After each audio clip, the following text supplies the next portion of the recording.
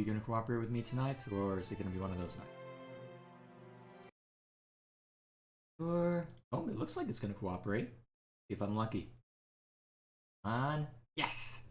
Alrighty. Greetings everyone, I am Dr. J, and now that I know that I can safely navigate to this, you may notice that we are not back in Twin Elms yet. The reason for this is that when I was attempting to wrap up after last stream, I ran into this.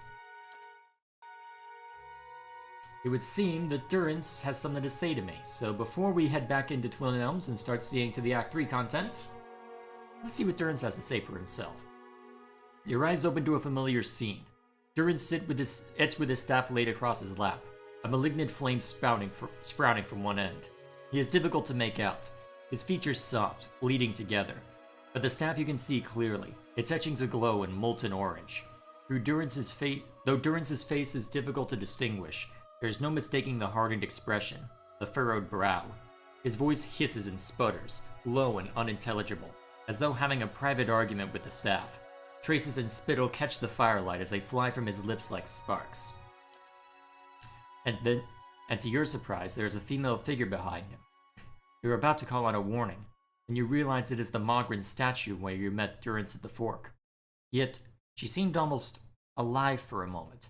Her cast shadow seemed as if it was moving, cloaked, then it is still, frozen with the night at its back. There is something odd about one of the symbols. A circle of 12 smaller circles. One of the small circles glows brightly, but the other 11 give off little light. They flicker and fade like dying embers. Between his hissing curses, Durance lowers his face close to the staff and blows on the fading circles with panicked rapidity, coaxing light from them, but they do not ignite. One by one, the light of the circle dies, and smoke rises from their ashes. Only one still burns. Durance hurls his staff at his feet, and it clatters to the ground. Its edges have become soft, difficult to find. Like its owner, the staff has become a blur. You close your eyes and reopen them, and Durance is there, picking up his staff from the ground. But the blur is gone, and you are awake.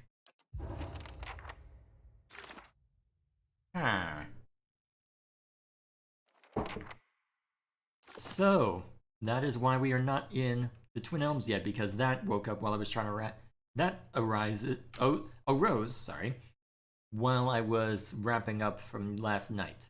So, let's see what he has to say for himself. And what must you say now? I had questions I wanted to ask you. If doubts and curiosity plague you, you're skidding your knuckles on the wrong door. I had another vision of you. One of the symbols on your staff. It was dying. You see many things that aren't there, Watcher. Perhaps the symbol was for your disappearing sanity, and we are to bid it farewell while you still have the wits to grieve for it. I saw a symbol with 12 circles. What does it represent? That symbol? The Godhammer. Then it was the Godhammer symbol I saw extinguished on your staff. No riddle there, Watcher. It took 12 of us to build the Godhammer. Afterward, I took my leave of all of them to see what Mogrin had in store for me. I've seen none of them since. Are you sure there isn't more to that story? Your kind has a way of interpreting its visions to fit the version of the truth you like best. But Mogrin's flame leaves no room for interpretation. Waste the time of others with your distortions and your fever dreams.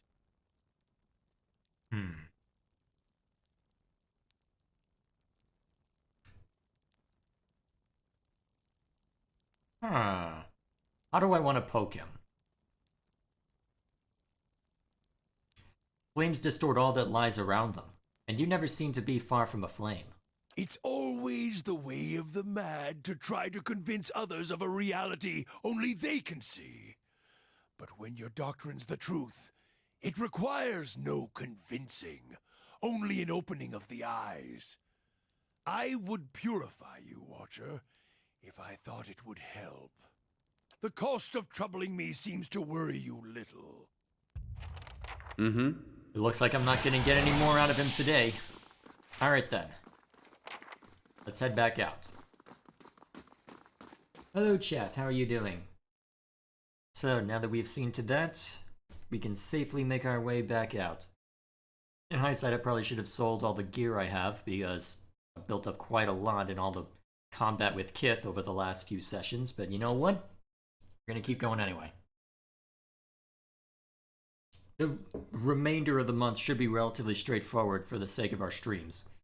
So, I may decide to do something similar to what I did today, this week. Oh, what is this? On a remote island in the Deadfire Archipelago, the famed apothecary Tamawatua creates potions and unguents that are renowned from Nasitak to the southern edges of the Eastern Reach. He boasts that the secret to his success is his location within the archipelago, from which he has access not only to a huge array of native creatures and plants, but also to merchants traveling from all the settled parts of the world.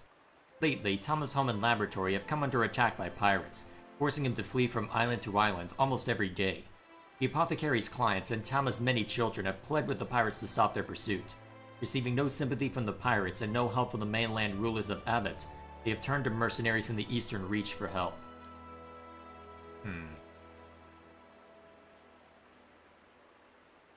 What's Senzawa?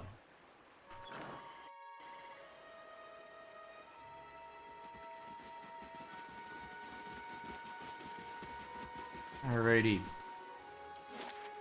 Back to Twin Elms. Back to Twin Elms. Well, this time technically Heartsong, but apparently, but let us see what lies within this region. Is there going to be a ton of role-playing, a ton of combat, bit of both? Hopefully not too much role-playing, my voice is not liking me today. You'd think a tail end of the cold you'd be fine by now, but nope. For some reason I feel... Alrighty, either way I can complain about that later. I'll take a look. Stelgare. Estramore, still. Tread carefully, Estramore. The warrior saunters over, a sneer of suspicion visible beneath streaks of paint. He glances at your gear before favoring you with a long look. Another fugitive from the burning city? The 6 tribes of Air Glanfath welcome you to Twin Elms. Before you lies the Heartsong district. You are free to explore it, but do not let your feet stray into the other districts. Those are forbidden to Estramorn. Also a little advice, don't delete Grieving Mother's memories. Remember about this? I would have an opportunity to delete the Grieving Mother's memories? Wait, really? How would I do that? I am a watcher, it mightn't be within my purview. What can you tell me about Twin Elms? The city is sacred to all Glenfathens, as it is the place where our ancestors first encountered the Builders. The fated meeting turned our people from generations of wandering to a permanent home among the Builders' relics. When the Builders commanded us to settle here, they allowed us the unique privilege to live among their structures here. It is the only place in Air Glanfath where this is permitted. The sacred city is divided into 4 districts. Heartsong, the Commons District, Old Song, the site of our... Heartsong, the Commons District, Old Song, the site of our temples, Elms Reach, home of Delemgin and Druids, and the Burial Isle, which is the most sacred place in the city. I'd like to hear about Heartsong. This is Heartsong. It's a place where Glenfathens and Estramorn may gather together. It is also the site of the Passage of the Six, where our tribal leaders, the Amamfathab, meet. He points to a large round building at the other end of the district. That way is the market. Guard your purse there. No one bargains like a Glanfathen. And if you need a place to stay, follow the fence to the east. There you will find the way to the Celestial Sapling. What temples lie in Old Song? There is Noonfrost, which is dedicated to Rimmergand, a group of pale elves from the frozen Southlands arrived not long ago to oversee it. There is also the Nest, a temple of Hylia, and Galawain's Maw, a den of beasts dedicated to the hunter gods. The route to the Burial Isle also lies that way. Tell me about Elms Reach. There lies Tear Everin, one of the only towers of the Builders still in perfect condition. 2 great elm trees twine around it. Even the mightiest works of the gods protect the works of the Builders. Delemgin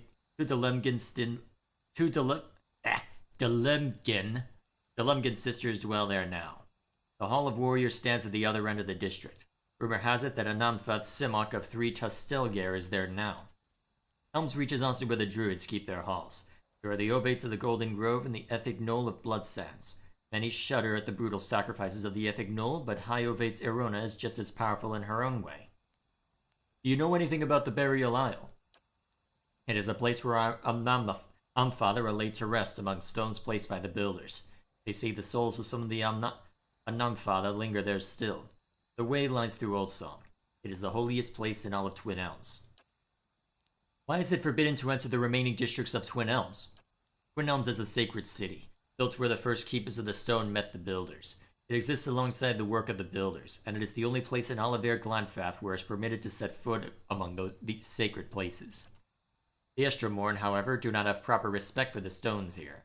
His words trigger something in your memory. You see an image of a perfect cube of Audra.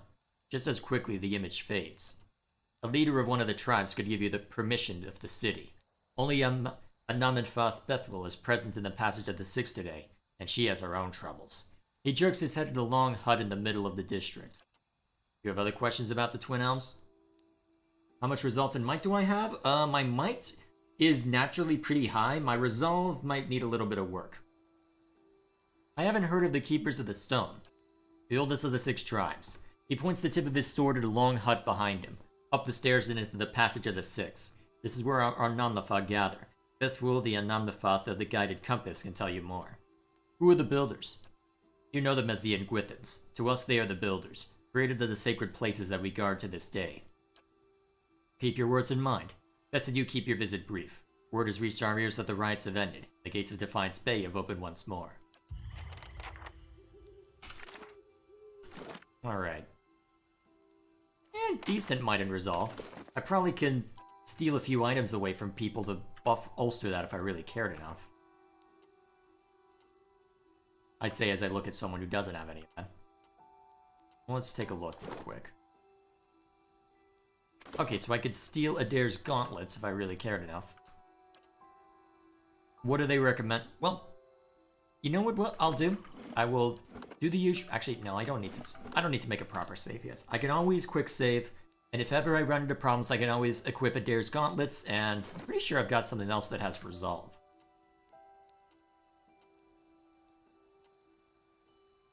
Oh, +3 might from that. Actually, if that's the case, I should give up... In that case, where's my dex? Okay, Fulvano's gloves are actually helping me there. I'm wondering if I should give Adair something else since that's only giving him 1 con. And knowing my luck, he's getting con from somewhere else. Oh, actually no.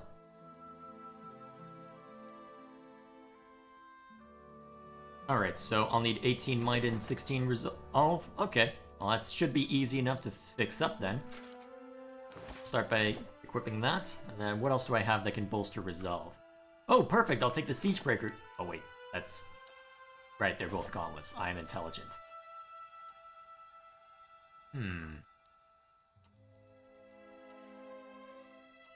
Select. Agani?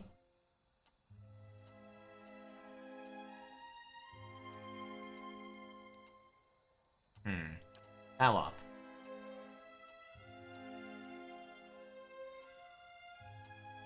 Oh, that reminds me, I never did bind your soul to this. Probably should have a long time ago, honestly. Select. Or... Let's dig through here. Item type. As you can see, I've clearly gone through this recently. Extra con.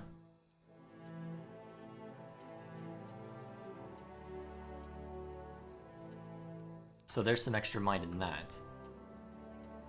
Accuracy, intellect, stealth, and perception.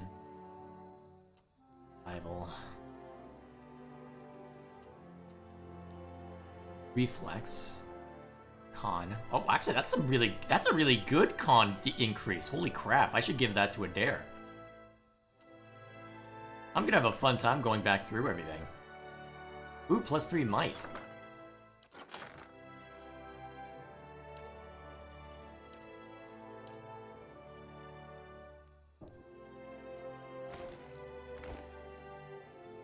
Alright, let's take a look at me real quick. What have I got?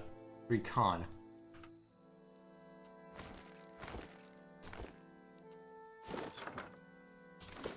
Alright, so that gets my might up where it needs to be. And I can keep these equipped. But wait a minute, that means I can take Durance's gloves to give me the resolve I need. He can take this dex since that dex... Actually, dex would probably help him more than it would help me, right? Because that... Okay, it affects action speed and reflex, right? Because I don't... That means that I'm stuck with... Well, it means I'm stuck with base action speed, but honestly, if I really need faster action speed... the hell?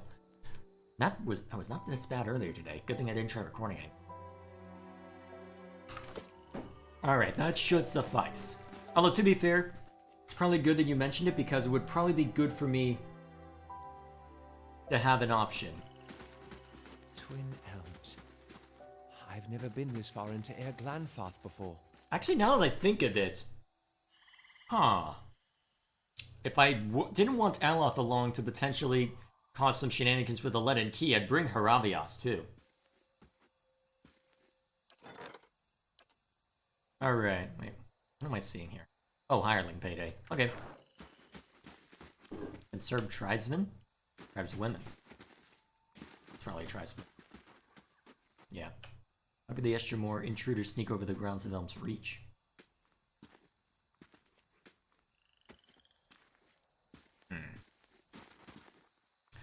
I assure you, they saw that man break into Ter Everin. An Orlan dressed in thick furs appears immersed in conversation.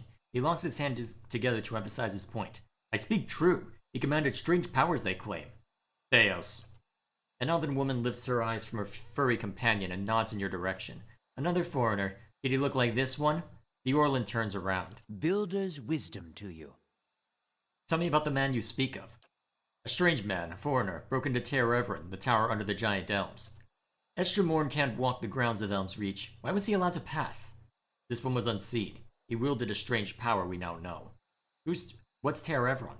Ter Everin has stood since the time of the Builders, and it will stand long after we're all gone. Yes, the tower stands strong, and the gods live within its sacred hall. It's no place for unclean souls, or foreigners. You say the gods live in Ter Everin? How is that possible? The mysteries of our ancestors are not for every foreigner to understand. In Twin Elms, in the Temple of the Builders, the gods commune with us. Be sated in knowing this truth. I knew it was Theos. And if it's not Theos, it's reasonable to assume that it might be someone in the leaden key. So, plenty of places to go. So I guess we'll go ahead and just start seeing the main quests. So I guess first up,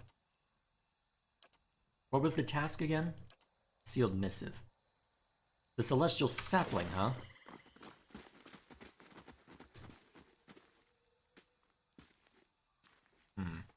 Ah, down there.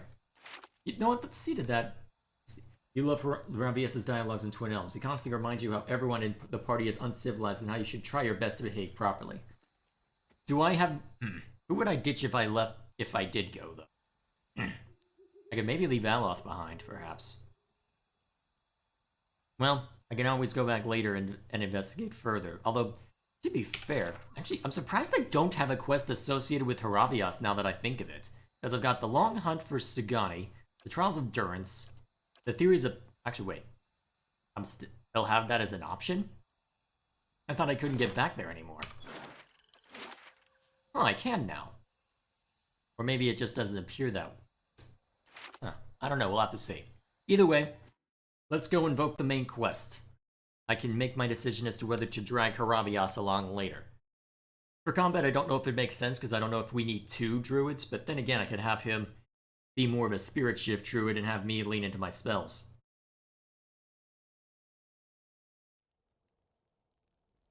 Have to speak with him about his spirit form to unlock his quest? Ah, okay. Since that it's not a standard thing. That makes sense.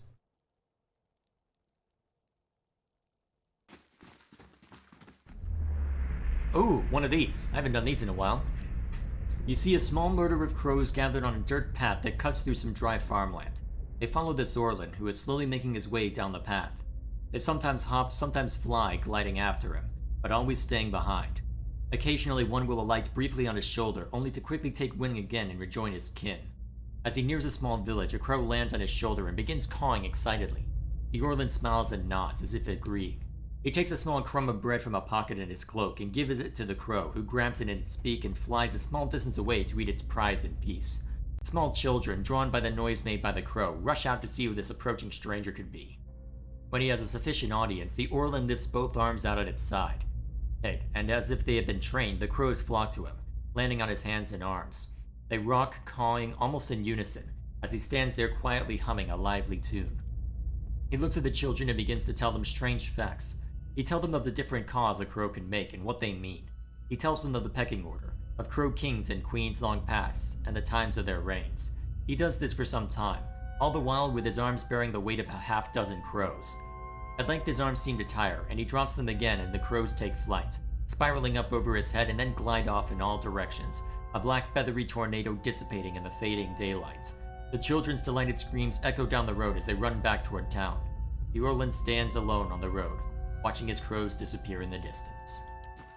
Interesting.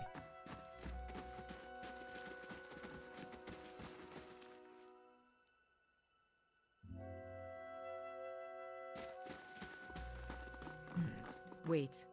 I don't know if I should go through with this. Make the trade deal with the Anamenfath. If a Valiant deal with the Glanfathens weakens the Deerwood, it could mean war for the Republics in the future. What other option do you have?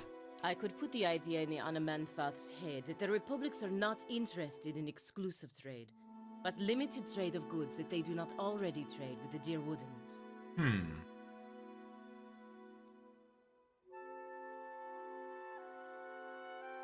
Interesting. How do I want to play this?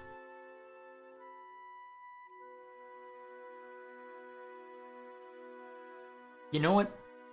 You know your country better than I know your country. So, I'm thinking I'll let you make that call. She nods her head resolutely.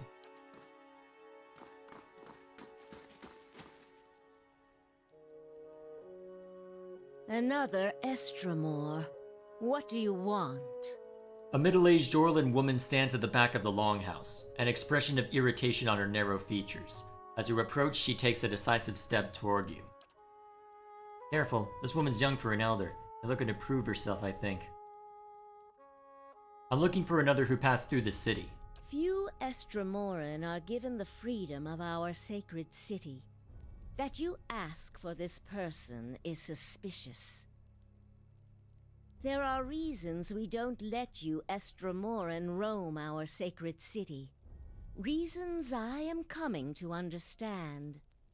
Perhaps we can work out an arrangement. I've no wish to cause a stir.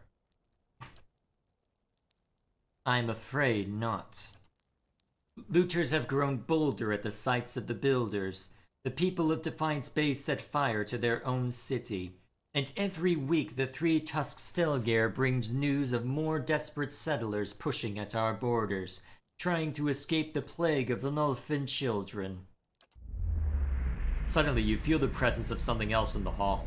The Anonymfath continues to glare at you, but something has stepped out of her skin. It reaches out to you.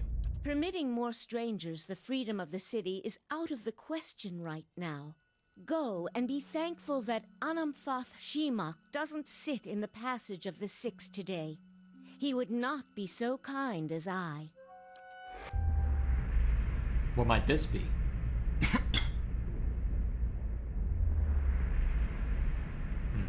A vision of an Orlan man appears near Bethel. He has the same green-brown fur and hazel eyes as she does. Help me reason with them.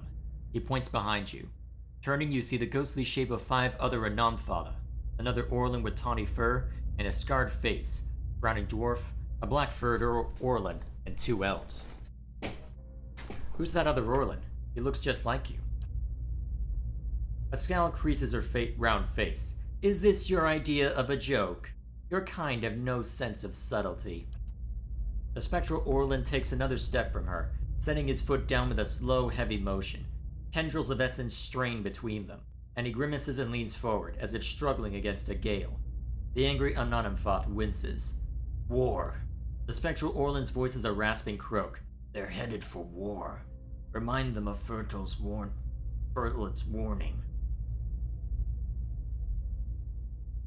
Does Ferlet's warning mean anything to you? Ferlet's soul image gasps. Taut threads of essence tug at him, drawing him back into the Anonymfath. He looks up at you again. I tried to tell them. The Builder's souls have touched even the Estramoran. You'd better explain yourself.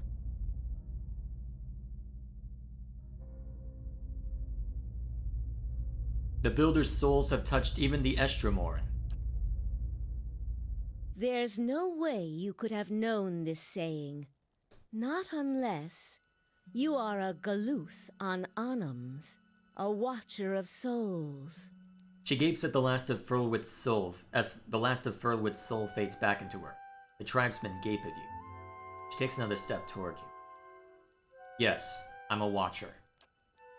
That explains much. Feralt's warning came before the Broken Stone War.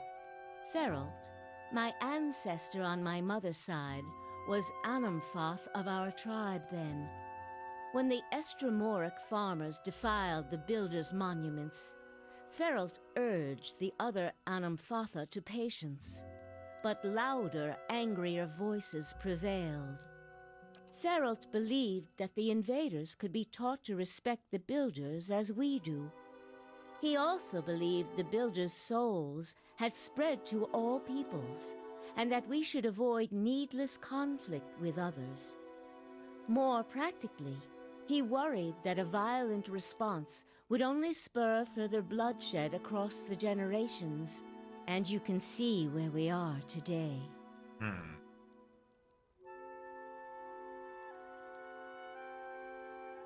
After 2 wars with the Deerwood, his warning is more relevant than ever. While Feralt's words were shrewd, they were ignored back then. Simply remembering his warning now will not undo the wars and the changes that the years have seen. There is blood on these stones, and that is all anyone remembers now. An image of a polished Audra cube flashes into your mind. There is writing on the sides, but the image is too faint for you to read it. The Anonymfoth turns away from you and looks at the ground, gnawing at a pointed claw. So give them something else to remember. I'm afraid I already have. Another Estremor came through here a few days ago and, well, letting him through was a mistake. One I am eager not to repeat. The Guided Compass tribe has a reputation for being too soft with Estremoran. One that will not be improved by my failure to stop this man who has desecrated our most sacred sites. Then now's the time to fix things. I won't repeat a mistake in my haste to correct it. We bar Twin Elms from Estremoran to protect the ancient places that the Builders left behind. The Builders left this heritage to us to defend, but they alone had access to it. On this much, at least the 6 tribes agree. You again see the polished Audra cornerstone in your mind. This time the image is clearer. Each face of the stone is inscribed with a phrase you know by heart. You feel your lips form words. A gift from the builders of civilization to the guardians of their legacy. May the guardians watch the door while the builders keep the key. These were the words given to the keepers of the stone. Bethwell stares back at you, her tiny pointed teeth visible through her gaping mouth. What do they mean? That means that Furwilt's words may indeed be true. Very well. The city is yours to explore. Tell the guard at the gate that you come to see the cornerstone with the blessing of the Guided Compass. If the gods have truly returned one of the builders to us, find the Delimgon of Ter Evron in Elm's Reach. If the gods have sent you here with a purpose, the Delimgon will know. In the meantime, I shall be here to assist you. What are the 6 tribes? Glenfadden society is divided into tribes which are further divided into clans. Each tribe is united by a particular history or way of life, and clans are communities of families that live together. In truth, there are more than 6 tribes, but the 6 largest have traditionally led the others. Each of the 6 have a seat here in the Passage of the 6, where we discuss matters of common interest. You saw, for instance, the debate that occurred before the Broken Stone War. She gives you a hesitant look. The 6 tribes are the Keepers of the Stone, Fisher Crane, Three-Tusked Stelgare, Stone Bramble, White Split Arrow, and of course the Guided Compass. Who are the Keepers of the Stone? They are the first and oldest of the tribes. When they first sailed to Glanfath, they met the builders, who gave them the cornerstone, and those words you quoted, as a token of friendship. Many of the tribes, even among the Six, look to the Keepers for guidance and leadership. Their long history grants them a place of honor in our society, though it has also made them more conservative in my observation. Remember to make as many side quests as remember to start as many side quests as possible before going to the rest of the Twin Elms. Basically go to a local inn now. Yep, that is the plan. Thoroughly explore this area before I move on to the next. That sounds like a plan to me. I'd like to hear about Fisher Crane. A mostly Orland tribe from the Thane Bog. Most of the sites they guard are half buried in the wetlands, and even the other tribes couldn't tell you where they are. She crosses her arms. They are not the most renowned of the tribes, but they are the cleverest and subtlest. Say what you will about the berserkers of 3 Tustelgare, I'd rather face them than a Fisher Crane ambush squad any day. They're named after a long-necked bird that lives in the bog. It can stand motionless for hours, waiting for a muck frog or a spotted salamander, but when it strikes, it's faster than anything. What do you know about the 3 Tustelgare? Ha! Same as everybody. They're fearless maniacs and they want everyone to know it. They're considered a wild bunch, even among Glenfaddens. Many of their territories have seen the most conflict with the Estremorin, and they don't forget it. They don't want anyone else to, either. They inflicted and bore some of the heaviest casualties in the wars with the Estremorin. In fact, there was a rift within 3 Tustelgare after the War of Black Trees. Dozens of clans broke away from the ravaged lands, and retreated further into the Deerwood, joining whichever tribes would take them. Broken tusks, some call them. The majority of the tribe dug into the half-burned forest to hold the line, and many respect them for it. They've more than earned their place among the Six, but they advocate more conflict than is wise, and too many others are quick to idolize them for their valor in battle. Tell me about Stone Bramble. Mostly dwarves out of the White March. They're one of the younger tribes, formed over the years by trade routes between the wilds and the mountains. They see themselves as genuinely Glenfadden, though, and who can argue with them? Only Fisher Crane defends sites in such inhospitable territory. Personally, though, I'd say it's gone to their heads. They like to think the rest of us have it easy in the lowlands, forgetting that the wars with the Estremorin never reached the mountains. Still, they came to our aid during both. They're named for a tough, thorny little plant that grows up in the mountains. It suits them. I'm not familiar with the twice-split arrows. Not many are. They're traditionally outcasts and exiles from other tribes, probably the least respected tribe of them all. But our ancestors believed they should have a voice, and so they've got a seat among the Six. Most of the other tribes see them as scavengers and bottom feeders, but don't say that to a twice-split arrow. They think themselves survivors, and they're as proud of their tribe as anyone else. They'll accept anyone, and I suppose there's virtue in that. You never know what you're getting with them, though. Some clans will rob you blind, and others will slaughter a lamb for the honor of your visit. The Guided Compass is your tribe, right? Indeed.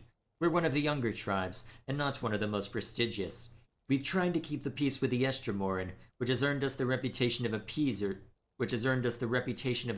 amongst some of our hard-line brethren in 3 Tustelgare and the Keepers of the Stone. We value our heritage as Glenfaddens, but we recognize that the Estremorin are here to stay. The way we see it, we can better follow our mandate to protect the place of the Builders by making peace with our neighbors. I'd like to know more about you. I am the Anonymthoth of the Guided Compass. Like many Anonymthoth, I have leadership in my blood. While tribal authority is not strictly hereditary, we believe that strong leaders can impart a portion of their soul to their children and grandchildren. Grandchildren? What is wrong with me? Meaning that Anonymthoth may succeed from a single line for many generations. She worries a sharpened thumb claw. Of course, with all that's happened here lately, I wonder whether my family line is coming to an end with me. One of my companions, a representative of the Valian Republics, wishes to discuss a trade issue with you. The Orlan turns her gaze toward Palagina. Yes, the Valian godlike, blessed of Hylia. Palagina bristles and quickly spits out a response. So they say. The Anonymthoth's face shows no outward emotion, but her voice betrays annoyance at Palagina's interruption. And diplomat of the Duke Bells. I understand you were to be sent here with trade assurances from your masters. Reverend Anamnathath, it is true that I was chosen to convey these assurances, but understand that it was fashioned more for war than etiquette. The Orlan smirks slightly. In these dangerous times, perhaps it is better to send warriors to do diplomats' works. Palagina musters a weak smile. Indeed, Anamnathath, regarding the exclusive trade agreement, her voice quivers slightly, and her golden eyes shrug in your direction.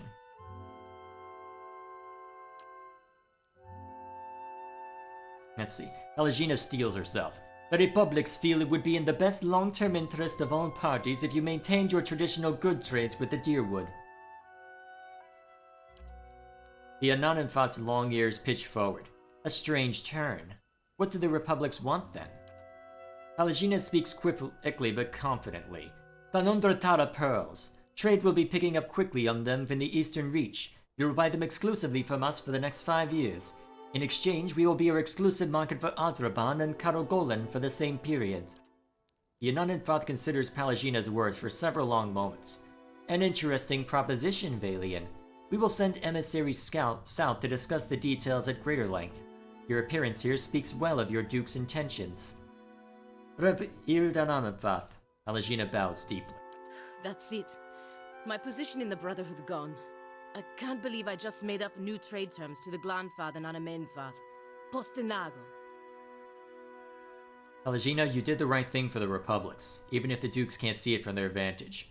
You can deal with their disapproval later. Verus. They have a saying in Biajepe. New gold clears even the oldest debts. If I'm right, all will be forgiven.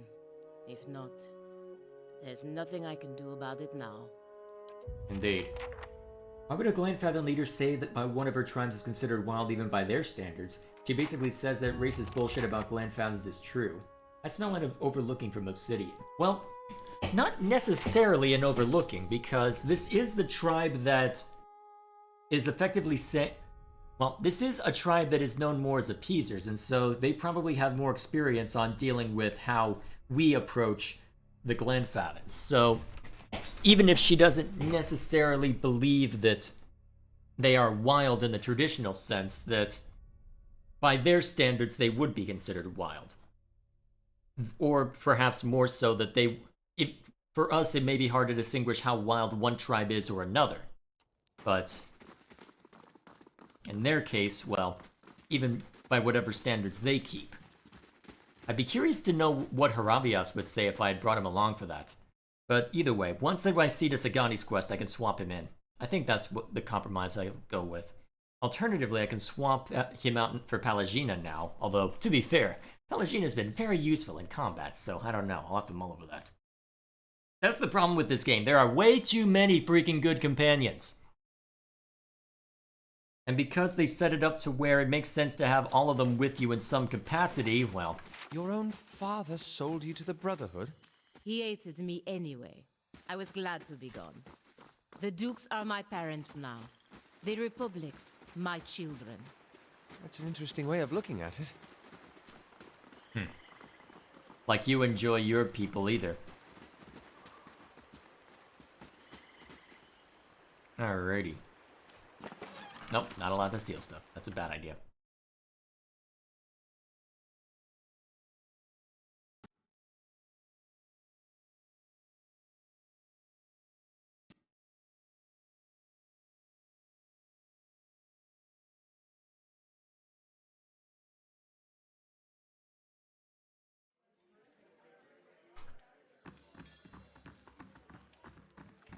Alright, I'm assuming these are... Yep. Go ahead and see to these. You see a man, his eyes hidden behind horn-like growths, his face broken in despair. His frenetic pacing distracts another man, who curses, and begins his chant again. The body of a woman lies on the table, all slack white skin and punctured chest and rounded belly. Life left her body days ago, but the man chants over her husk, spell after oddly rolling spell, until sweat burns through his lashes onto his chin. For a moment her eggshell eyes open, cold and void. The pacing ceases. Her body falls back to the table with a crack, unmoving, and the broken man weeps tears of black from his misshapen face. The man leaves. Time passes. The body screams until morning. Well then. Never got how esoteric these could be. You see a woman of fire twisting and dancing through a horde of skeletal enemies. Arrows stream through the air, but with a twist of her wrist, she sends a sheet of fire careening toward the offending archers, incinerating all in its path. She screams, concentration lost as a pike pierces her leg and forces her to the ground. As the skeletons advance, she begins to burn brighter, hotter, chanting something between her gritted teeth. She flickers out for a moment, the fire contracting, and then waves of white fire explode from her, destroying everything in their path. The only thing left is the sound of her panting and a pained grunt as she twists the pike from her leg and plants it in the ground to support herself as she gets up. She turns to leave, limping slowly through the door, but something stops her.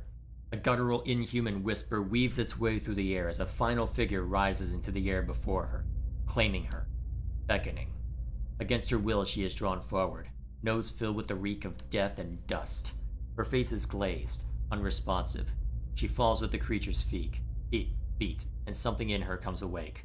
Eyes burning, she stands once more and stretches out a hand, stroking the skeleton's ivory cheek, turning bone to cinder and ash. She stands there long after it is gone, ashes blowing in some spectral breeze. Something had laid claim to her, and this was not the end of it. Plenty of dear woodens, huh?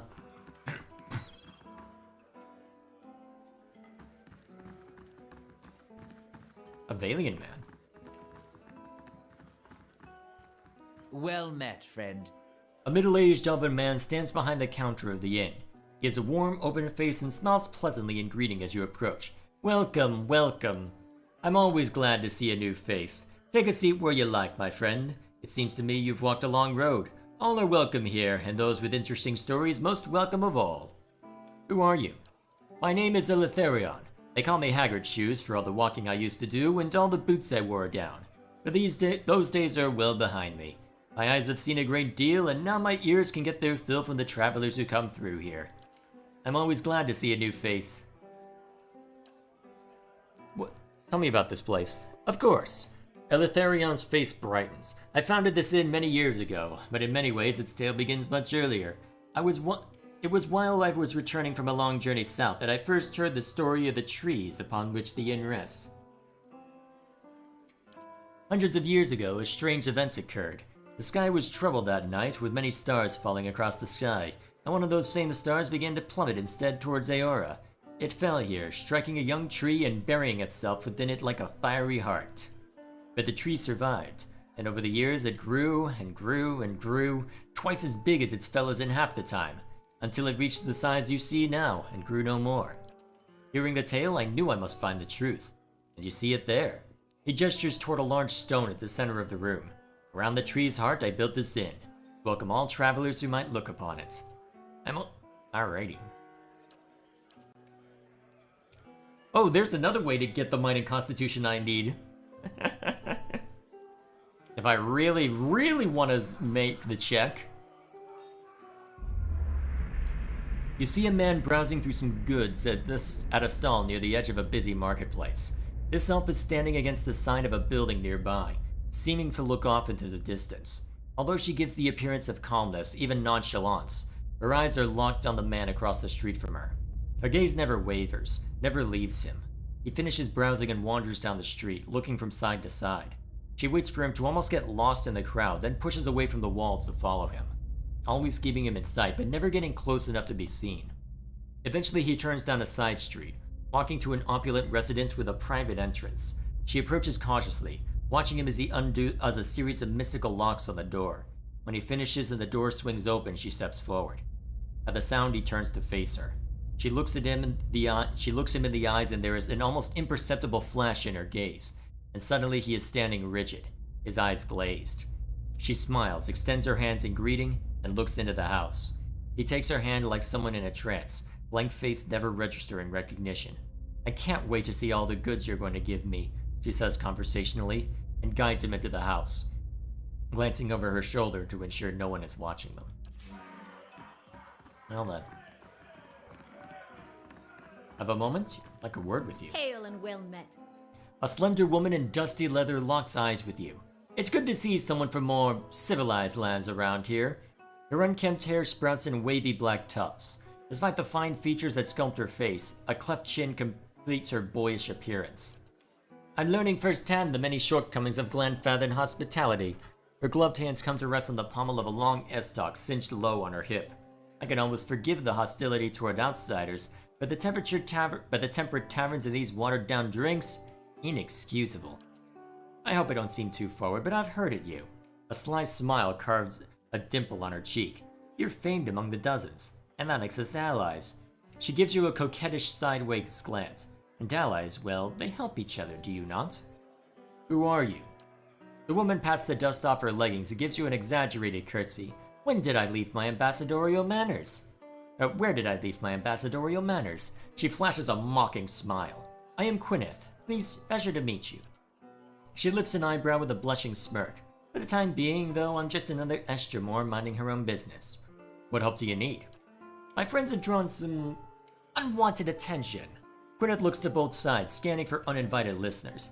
Glenfathen scouts, not just any mob of local zealots, the Fangs. She pauses to let the names settle in the air. The Fangs are a brutal, relentless bunch, eager to make an example of troublesome outsiders. As for why I need your help, her smile widens as she speaks. I need someone to warn the expedition that trouble is coming, and I need somebody ready to fight if it comes to that.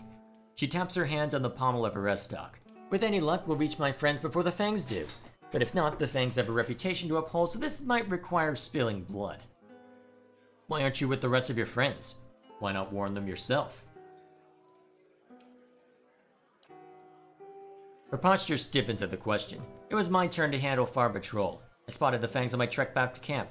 I knew that rejoining the main group would risk leading the enemy right back to the expedition. I know the woods and I know how to stay quiet, but I didn't want to stake my friends' lives on my ability to sneak past expert hunters like the Fangs. If they noticed me warning my friends, we'd have been overrun. Gwyneth tilts her head to the side and points to you with a grin. But if they notice me and some reinforcements, like, say, you, well, at least then we can scare them off or put up a good fight. What did your friends do to draw the attention of the Fangs? Just setting foot in Glenfathen is a good way to offend the tribes. I don't know how they picked up our trail. I suspect one of our newer scouts didn't cover his tracks well enough. When I spotted the Fangs, they were retracing a path the expedition had taken days before. Tell me about your expedition. I like to think we're on a mission of reclamation. Gwyneth darts a shrewd smile. It is said that our armies left behind many valuables in their hasty retreat from Glenfathen at the end of the War of Black Trees. So the way I see it, we're simply gathering what our ancestors left behind.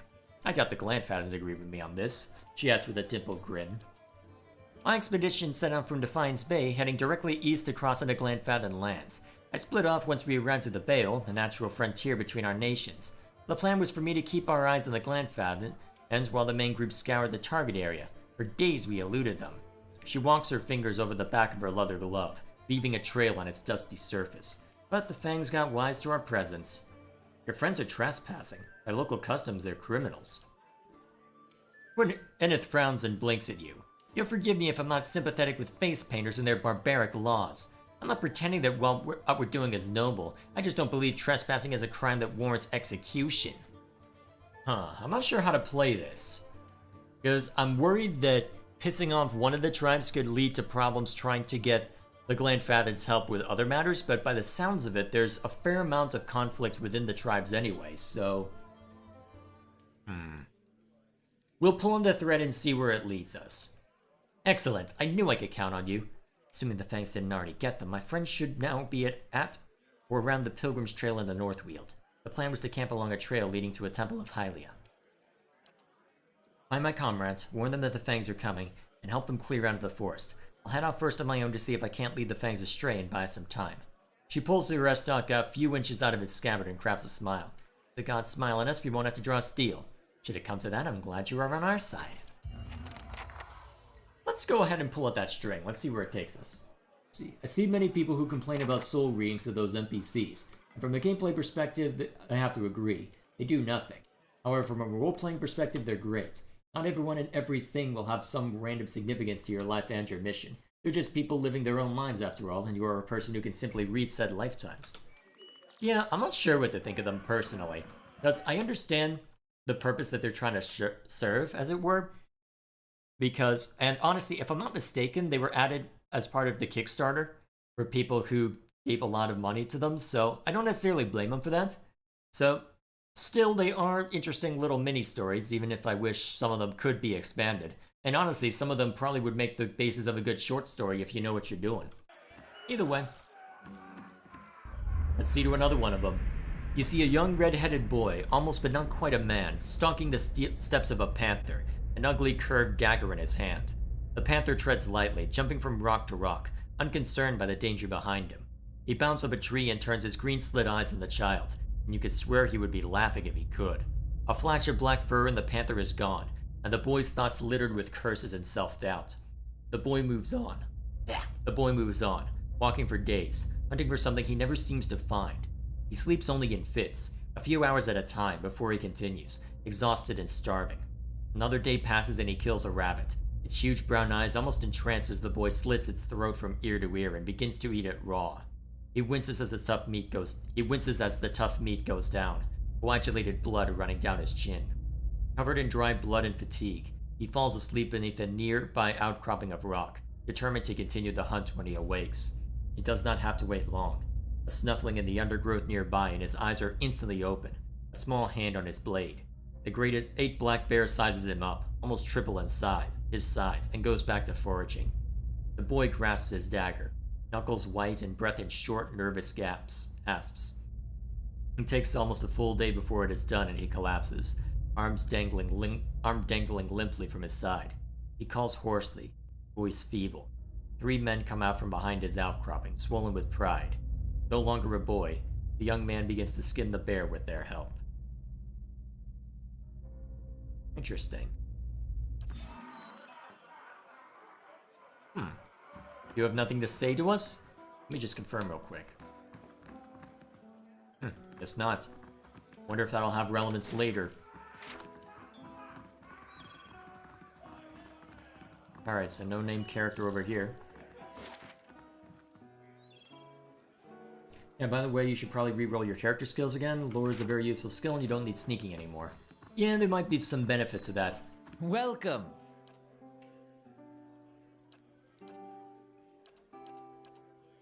Although it has been a while, so let's see if I can remember everything that I'd set up. Alright, so I'm not going to mess with this.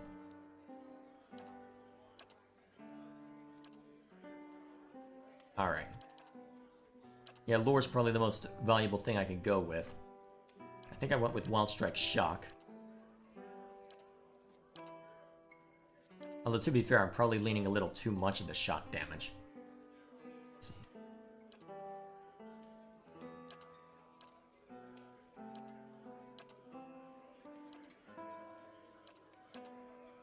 And then, what else do I want? What else did I go with? If I'm not mistaken, I gave myself a little bit of defense.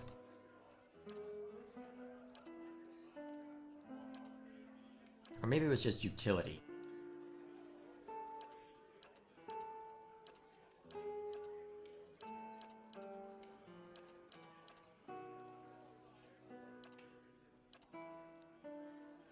Was it Fast Runner I gave myself? Oh well. I've been moving more quickly. Actually, to be fair, with how I play, Fast Runner will be useful. Then...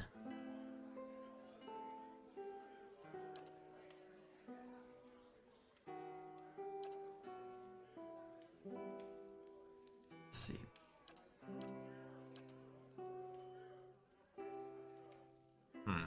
What was interrupt again? Ah, yes. Given what I'm using, interrupting blows will be very valuable. Then... Dancing Bolts, I remember giving myself that one. And then...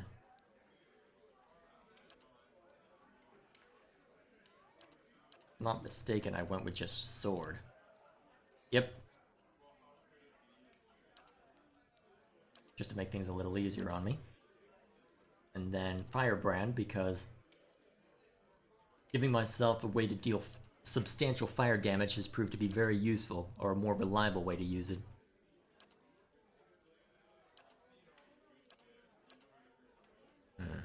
Oh yeah, this is what I was looking for, weapon and shield style. And then...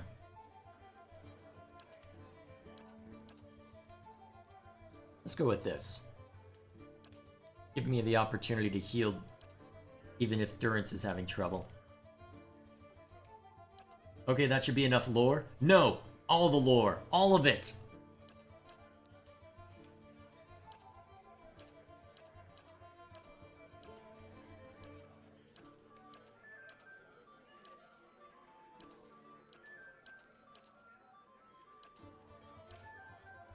I mean, what else am I going to work on, to be fair?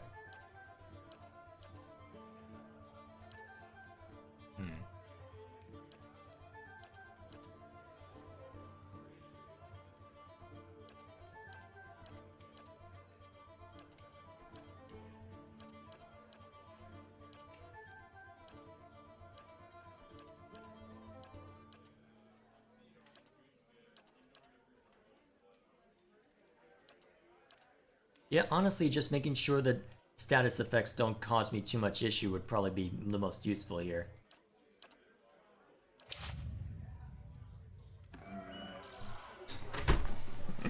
Let's see. As a practical person, you have to disagree. As a nerd, you must agree. All the lore now. I mean, this is... if we're nerdy enough to play Pillars of Eternity, I think that speaks for itself. Oh, hey, this quest. Or this task, I should say. Hail and well met. The monk massages his temples, his face buried in his palm. As you approach, he looks up. This room needs a proper door, he mutters. My brothers and I rented this space that we may have some measure of privacy in this foreign land.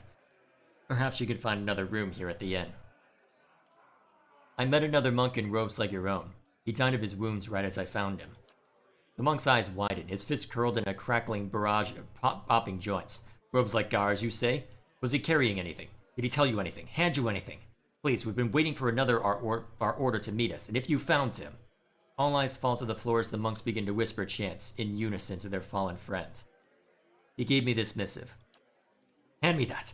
The monk exclaims as he snatches the missive from your grasp. Almost immediately, his face turns red. I mean, please, this is of great importance.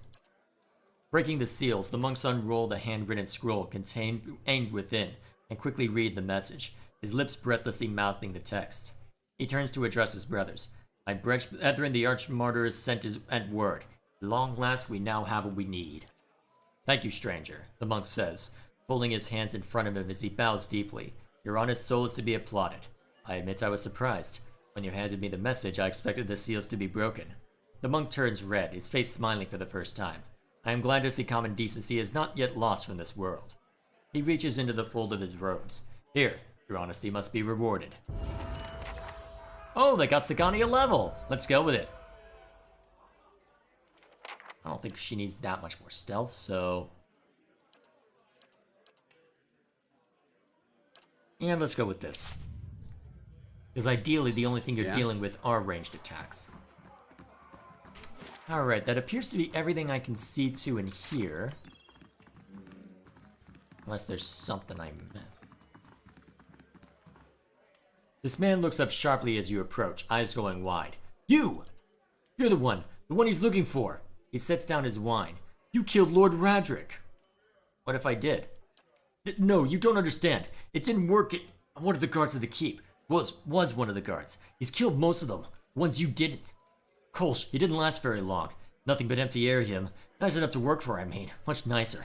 But that didn't help him when Radric came back. God, it's the screaming. His eyes. It was like he was burning inside. Ugh. He says he's come back to lead us like before. He says he's gonna kill you for what you've done. Told him I'd find you, give you his challenge, do it all honorable, that sort of thing. He let me go. I kept on running far as my coin let me. Funny, me running it to you anyhow. I suppose you have some kind of trap waiting for me back there? Ooh, me and the poor fools Radric threw off the ramparts? I haven't got a thing to do with him, and begging your pardon, but I'd rather keep as far from you as I can manage. Just gonna sit here and drink until I don't remember a thing. I wish you all the luck in the world, friend. There's something awful in that keep howling after your blood. I was not expecting that. Then again, I was expecting not to expect something, so it doesn't count. Okay, that's just a quote. I honestly wasn't expecting that. Huh. Okay. Radric, huh? That is a name I have not heard in a long time. I love the fact that Radric was so butthurt that he rose from the dead. Is that what happened? I guess we'll find out, won't we? I guess we will find out. Alright, so that's the inn. Alright, so... Actually, just out of curiosity, which one is... I'm assuming Northweald is where I need to go for Sagani's quest? I guess I'll find out before too long. So, in the meantime, may as well keep wandering around here. As is tradition, I must explore... Not that, apparently. That'll probably have some story relevance later. The stones have been worn smooth by centuries of wind and rain. Oh man, imagine the kind of trouble I could get myself in if I started attacking people.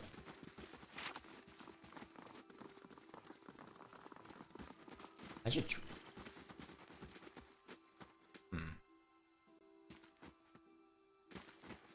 The pedestal's shadow creeps across the dice. Dice? I always forget how to pronounce that word. So these are just a couple of Glenfaven homes.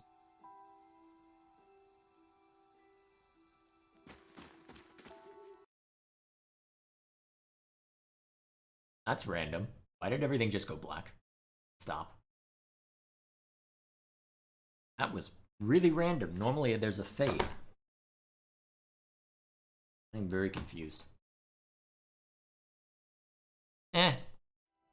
Obsidian, right? Many blessings, traveler. Welcome to my home, Estremor. I am Lency, healer and guider. What brings you here? Tell me about yourself. The locals have called me a wise woman. A term of respect, I'm sure, but it makes me feel my years. I'm an herbalist and healer. I spend most of my time caring for the ill, helping with the delivery of children, and making remedies for those in pain. I like your songbird.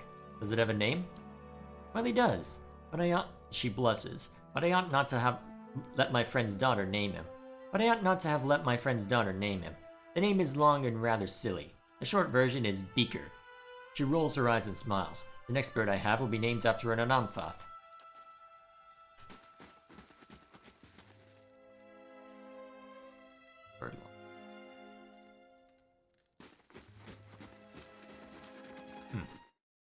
Alrighty, so nothing too serious.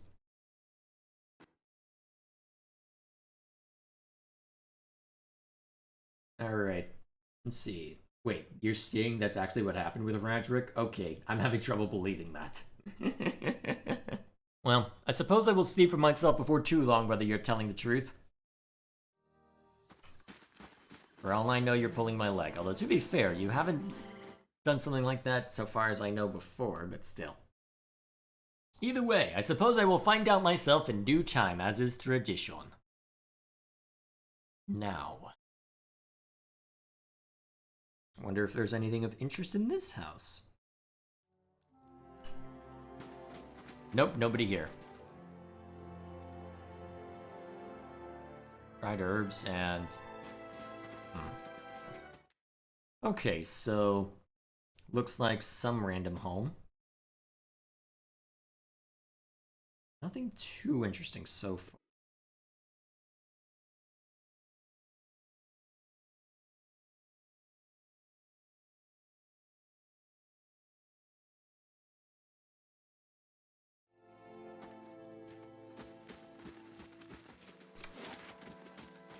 And there's the passage of the Six. Huh?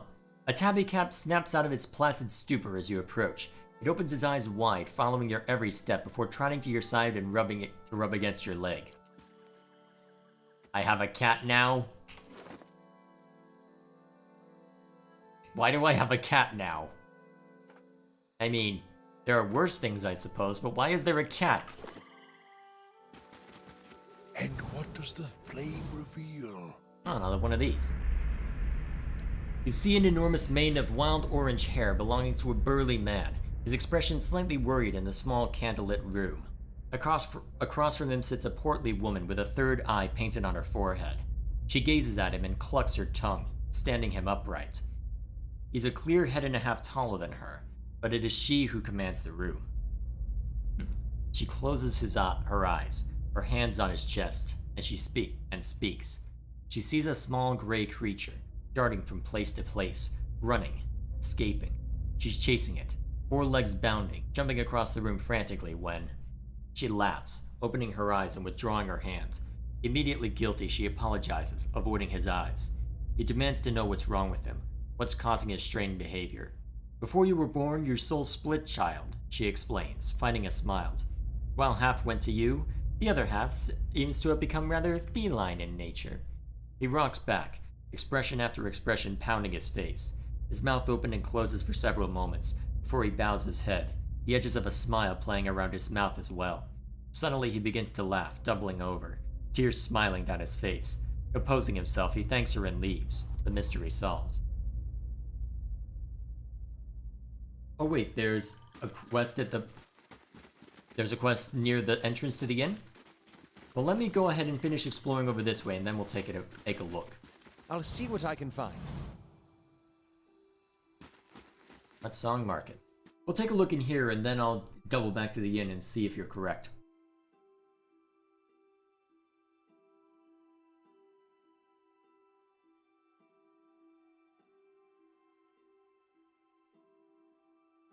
Alright, should be interesting either way.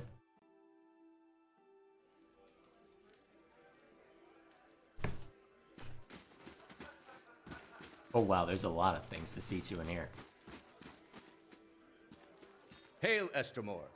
Some food for your travels? I hold here many delicious cheese as in fresh fruit. Tell me about your trade.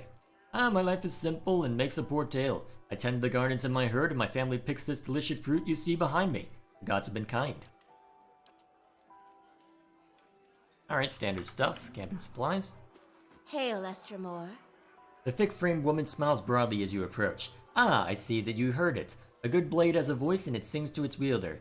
What weapon called you forth? Tell me about your craft. My weapons speak for themselves, and every man and woman in this market knows my worth. Even that Tamra. I bear that knowledge my father held and his mother before him.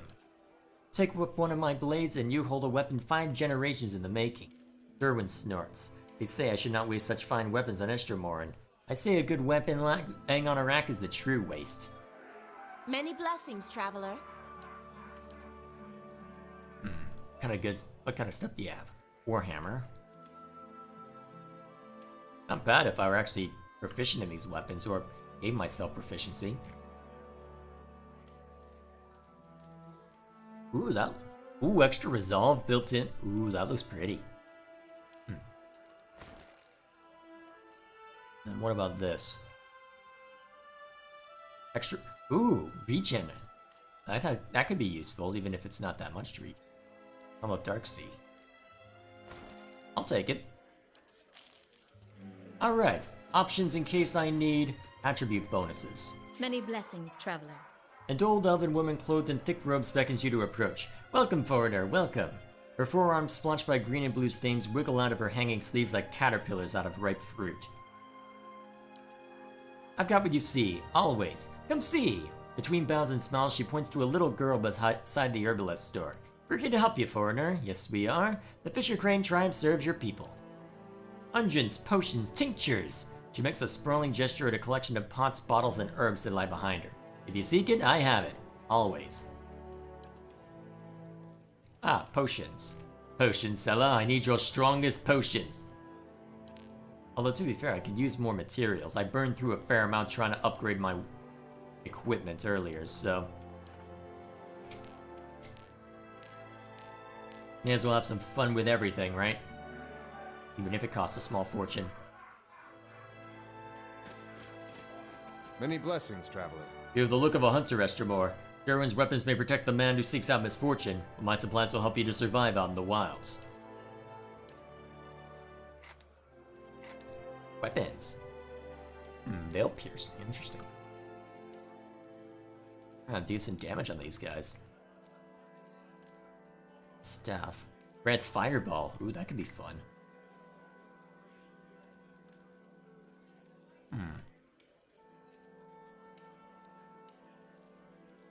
Pretty sure I have something like this. Alright then. All we have to see are these three then. You see a band of elms tread warily through the undergrowth. Oh, it's like hands tight on weapons, eyes locked on the forest floor. They move silently, fluidly, a team practiced in the art of the hunt. A distant thud sends birds panicking into the sky, and the group changes course toward the source of the sound. In the lead, a tightly strung bowman scouts, so alert he trembles. Vaulting over an exposed root, he holds a hand in the air, and the group pauses, taking cover behind time-gnarled trunks. There's a moment of stillness before the forest itself rises up to greet them. The creature is enormous, twice the size of any elf, and its endless seeming arms of vine snap toward its assailants, snatching at arms, ankles, arms, legs. One elf goes down and is thrown into one of the trees with a rending crack. Another slips, jumping to avoid the snake-like vines, and before he can react, a vine is around his waist. The air is blurred with arrows as the lead bowman lets loose, giving his companions time to recover. An unearthly howl sounds as a rapier slices through one of the creature's arms, incapacitating it momentarily. Wait, a rapier slicing through stuff? That's a stabbing weapon. It does have a cutting edge, but it's not designed to cut through stuff like that. It's meant to cause surface-level cuts. I actually did medieval fencing. You can't sneak that by me. Taking his chances, the bowman switches arrows, lighting the wet shafts with slick blue fire. The monstrous mass of vine screeches as the flames take their toll, lashing out at any and all who come near. The two elves lie unconscious on the ground, another dead, an enormous dent in his skull. The creature falls finally, but there are no cheers, no celebration. The group is somber as they collect their dead and wounded. Alright, so that's one. You see a child, a heavy chain running from her wrist to the wall, scrubbing at a kitchen tile with deliberate slowness. The stain is dark and heavy, but she scrubs for hours, failing to notice the passage of time, failing to greet the moon as it rises. Her small face is hard and dry as she scrubs. When she is done, the kitchen is raw and fresh, ready for a new day, but she is not done yet. Trembling, she approaches the body in the corner. The whiteness of her eyes grow ever larger as she reaches into a pocket, grasping for freedom, and finding it in the form of a key. She does not notice the blood smeared on her blouse, or the stares of the townspeople as she runs toward the shoreline and the docks in the distance. Well then. You see an Orlan man crouching over a half-drawn map, intently shading line by careful line. The notes he works from smell of salt and sea, water-smudged scribbles bracing up means of mess of illustrations and measurements. He finishes each stroke with precision before moving on to the next. Slow, deliberate, nothing out of place. A bell tolls lightly in the distance, and he pauses, replacing the quill with a dagger he slides into his belt. Opening the door into his shop, he assumes a smile and engages his customer, an old dwarf with a gray-stained beard. The dwarf inquires about a few items, trying on a few pieces of armor, a pair of bracers, but nothing seems to garner his interest. With a harumph, the dwarf leaves, a little too hurried, a little too nervous. The shopkeeper grunts, taking a crossbow down from the wall and locking the door behind him. Beneath the tolling bell, the impact of the crossbow bolt barely makes a sound as it stops the thief in his tracks. The shopkeeper strolls over to the wailing man, unconcerned as he rifles through his pockets. A potion there, a pouch of silver coins, several scrolls. He had done well, just not well enough. Well then. Someone had way too much fun writing those. Someone had way too much fun writing those. To be fair, while the programming team tries to squash all the bugs, it does give the writing team something to do. Assuming that they had some input over the writing, because this isn't like the gravestones where it's just small eulogies. If you could even call them eulogies, to be fair.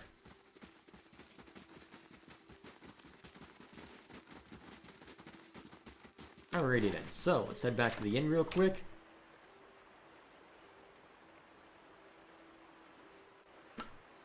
And then, I suppose we can start exploring elsewhere here.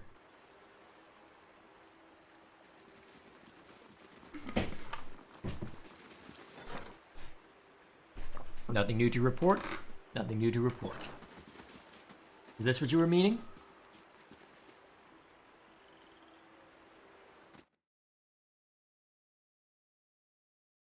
Nope, apparently not.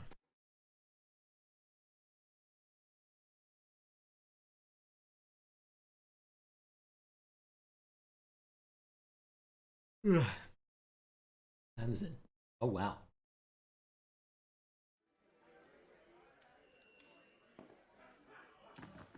Be cautious.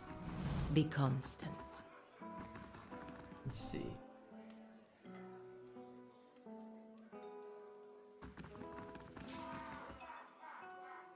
Let's close this a little.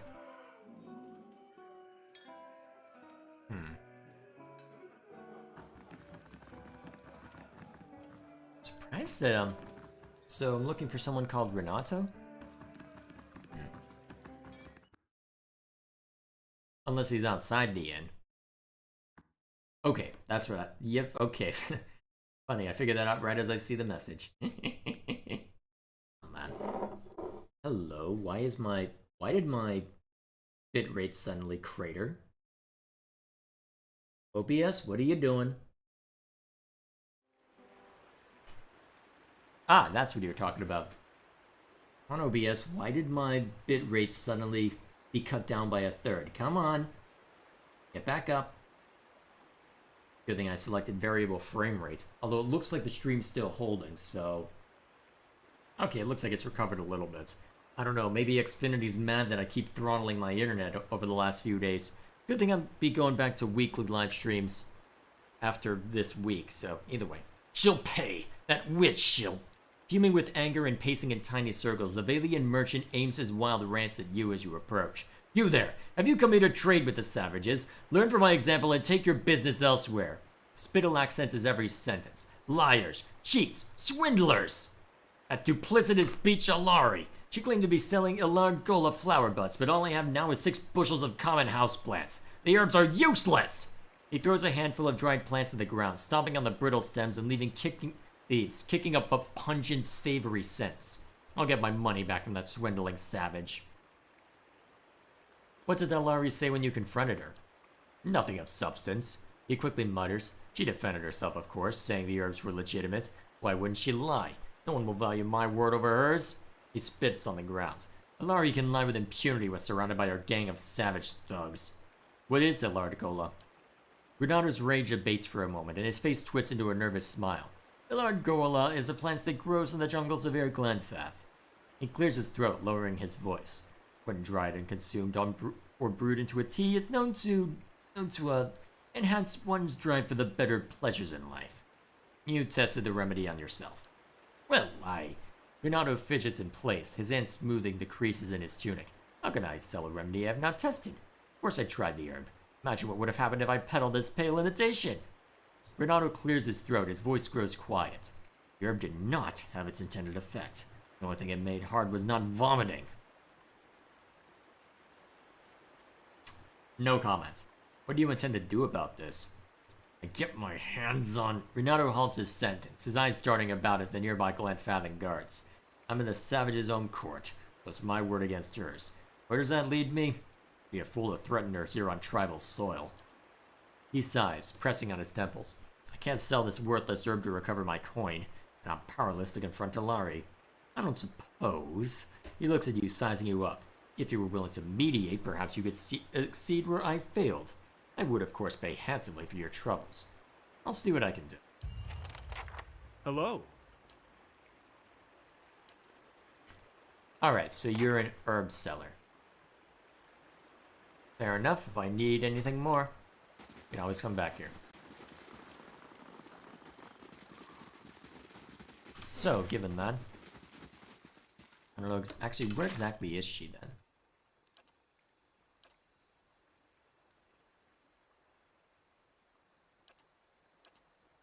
Alright, it's listed under tasks. Heart Song Market, huh? Wasn't I just over there?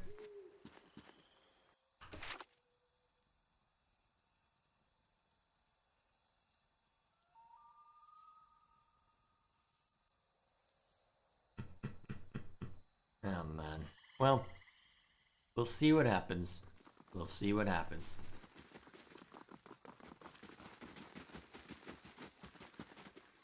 Why did everybody take different directions? Ah well. I'm not gonna worry about that.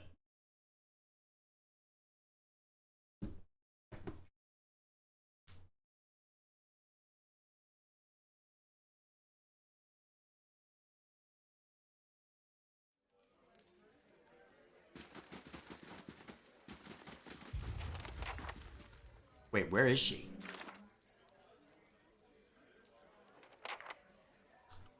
Wait a minute, that house that I visited earlier. Unless, oh wait, I was probably supposed to ask the kid where she went.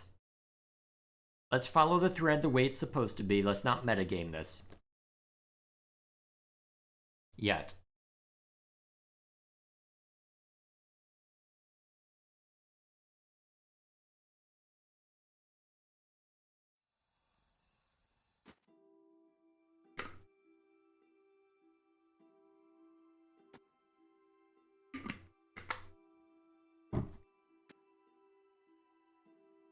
Alrighty then.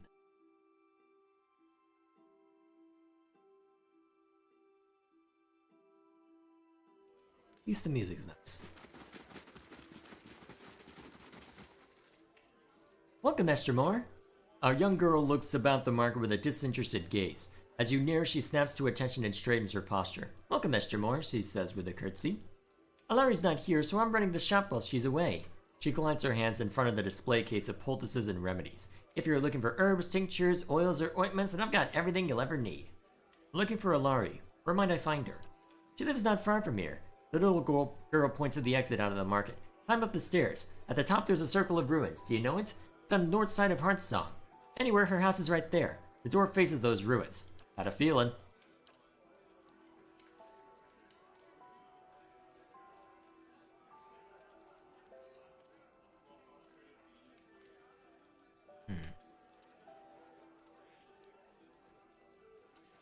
All sorts of stuff in here, right?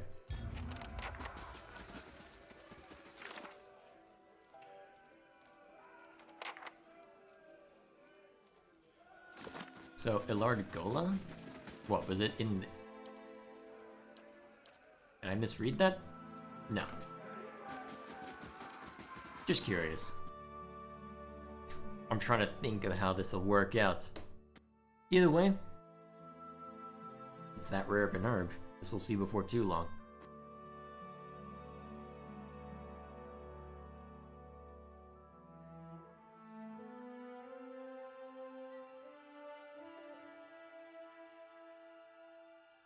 Oh, hang on a minute. Is YouTube complaining to me? Warning, the stream's current bitrate is lower than recommended? Well, that's just too freaking bad. I don't have any control over that. Yeah, good thing I'm not going to be streaming daily for the next few days, for the next few weeks. May come back later on, but it looks like the stream is still stable for now because thankfully this is... Well, thankfully, this is a CRPG where there's not too much motion on the screen. I could probably get away with below 250. Well, 2500 I should say. Oh, this looks like it's gonna go so well.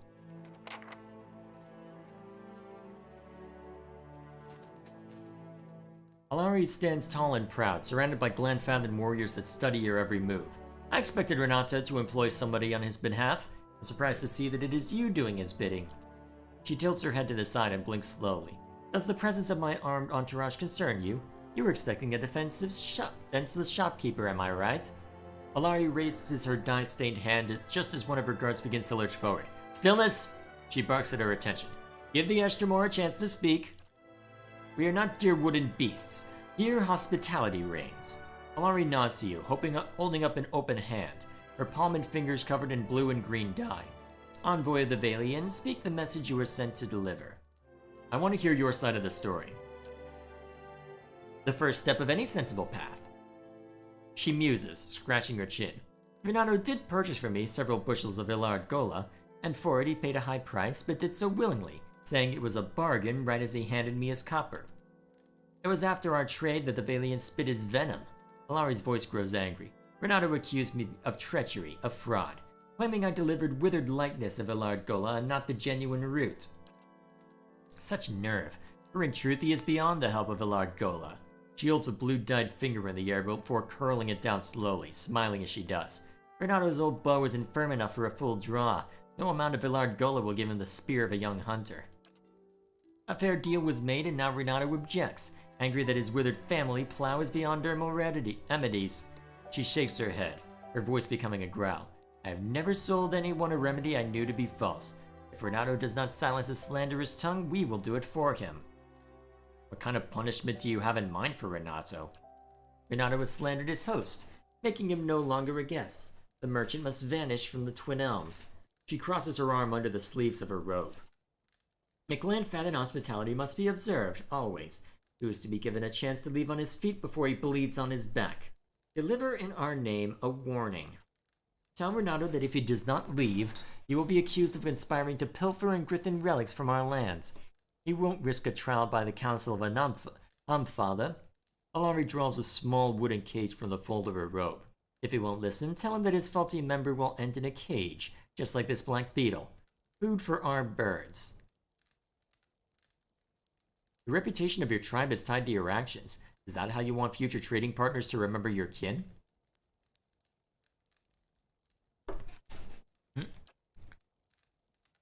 The Glanfattins look at each other, faces alight with disagreement. A murmur of voices rises among the dwelling's hearth until Alari, eyes shut tight, stomps on the ground with force. Enough! Stillness! She waits until her brethren's voices die down before opening her eyes. You speak with long-sighted judgment. Trade strengthens all of the tribes, and Renato's claim, false as it is, may spread to poison us.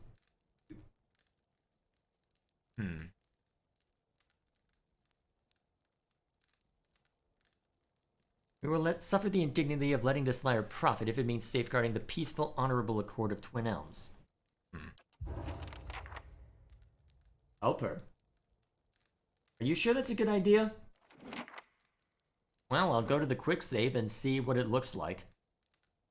But there is a degree of foresight that might be necessary. Well,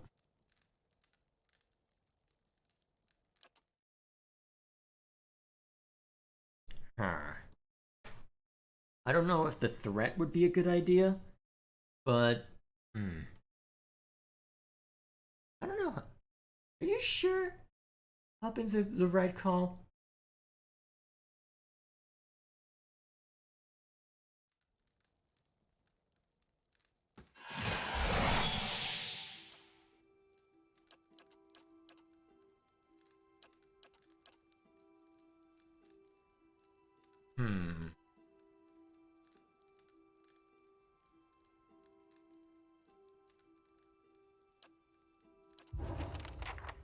Well, we'll let it play out. He did, I mean, it's an underhanded way of getting him out. But if he's not willing to honor a trade agreement, and if he's trying to fill everything, well, actually, now that I think of it, there is some faulty logic to my own idea, though, because then the problem that you run into is that he might have gotten his money back, but he'd still go complaining to everybody.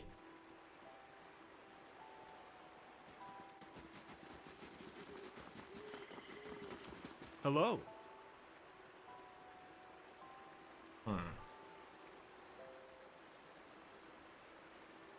Alari gave me this beetle in a cage for you. She said your problem would end in the same place if you continue to stay in Twin Elms. Insufferable witch. She can sub the beetle in her fitted mating hole. Gesticulating with every word, spit flies from Renato's mouth as his voice grows louder. Her and her face-painting thugs will pay for this insult. Reaches out to strike the cage from your hands. Well, I don't know if punished is the right word, but I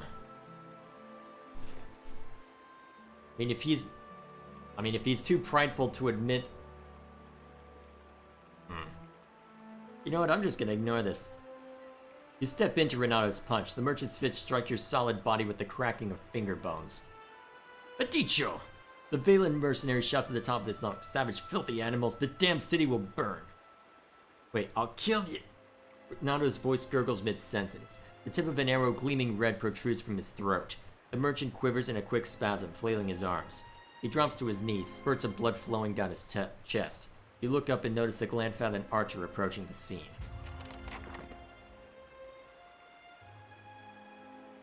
It's not our custom to tolerate squabbles between Estremorin. The huntress begins to turn around, but her face lingers in your directions. The faint semblance of a smile crosses his lips. I'm sure you understand. Before you can reply, she walks away, moving with confident strides. Renato's arms twitch a final spasm as the merchant expires in a bloody, crumpled heap. Well then. I don't know if that was necessarily the right call, but still. That kind of miserable person probably is putting him out of his misery. Ugh, as more morose as that may be. Joining 5 other Eastern Reach mercenaries, Zawa became a passenger on an Almawa longship. Swift and full of weapon-bearing sailors, the ship came into regular conflict with pirates during the pursuit of Tama's kidnappers. Eventually, Zawa and the crew spotted the Valian caravel holding Tama, and were able to overtake it before it reached open waters. With grapples and a fair share of acrobatics, the mercenaries and Almawa sailors boarded the caravel with Zawa in tow. The battle on the ship's deck was so thick with pistol fire that the smoke made it difficult to tell friend from foe. In the confusing melee, Zawa came face to face with the pirate captain. In the subsequent scuffle, the longship collided with the caravel and sent it lurching. The captain slid down a length of the deck and was knocked overboard by a poorly secured cannon. With their leader sinking beneath the waves, the remaining pirates quickly surrendered or dove into the water in an attempt to escape to a nearby island. Upon Tima's return, his friends and family held a huge feast to honor him, Zawa, and everyone else that helped save him. Whoa, immune ate a sickened? Ooh, irritating. Characters hitting are... Ooh, that could be useful. And what is that? Oh, it's a headband. That is fascinating. Okay, good, we are moving.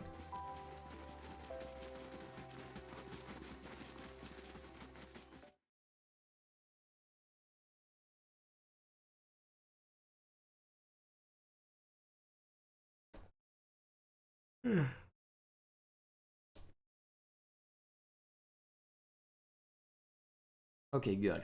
The bitrate is stabilized. Renato won't trouble you anymore. He's dead. Dead? Alari's eyebrow raises. Her posture stiffens. I am not surprised given his behavior thus far, but the death of a Valian merchant could bode poorly for trade. Reaching into her robes, Alari produces a small pouch. Still, the matter is settled and Renato will no longer darken our market. Here is your payment for services rendered. Travel safely, Estremor. So you could use deception to threaten his reputation and then either be diplomatic or use might. Then he would leave peacefully and wouldn't bother Glanfathan. Yeah, but Mike, the way I've been playing this hasn't been leaning into deception all that much. So I don't like the idea of threatening him with impropriety that he hasn't done.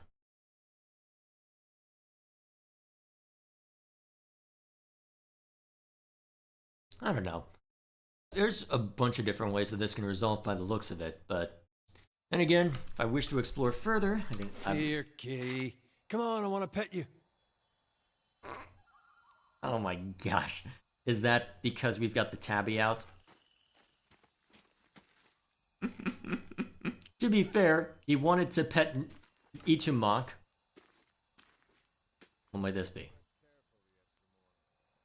The guard places a spear between you and the path that leads beyond the gates. Still, Estremor, the rest of the city is forbidden except by order of one of the Anamfatha.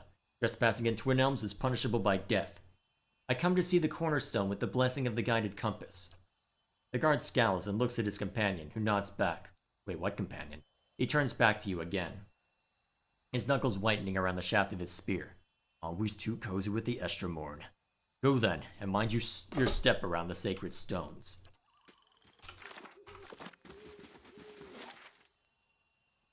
Alright, it looks like the only place I can go at this point is Elm's Reach. Old Song District. Oh, I can go to Old Song and Elm's Reach. So, where exactly do I need to go for...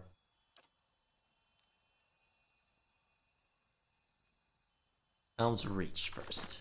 is where they recommend. Although, I don't want to deal with whatever nonsense. You know what? I can deal with Radrick's Hold later. Let's start exploring Elm's Reach. Start getting a sense of what's around in a boat.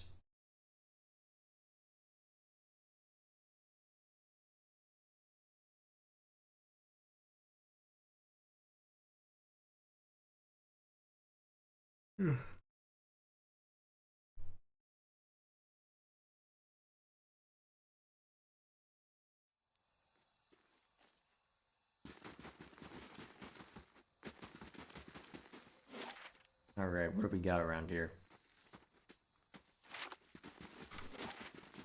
So we've got a random home, Gold Song District, Warriors, Sand,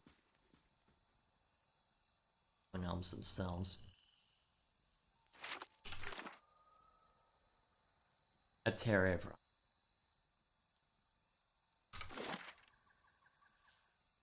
I think that's what we'll wrap up with. We'll head straight for the story quest and wrap up there. A gland-feathered woman stares at the ground. Her bushy eyebrows frown in a straight line. Oh god. Pillars of Eternity isn't in reality an RPG, it's just a superficial image. In reality, it's a Pet Simulator 2015. Case in point, a dare. Pretty much.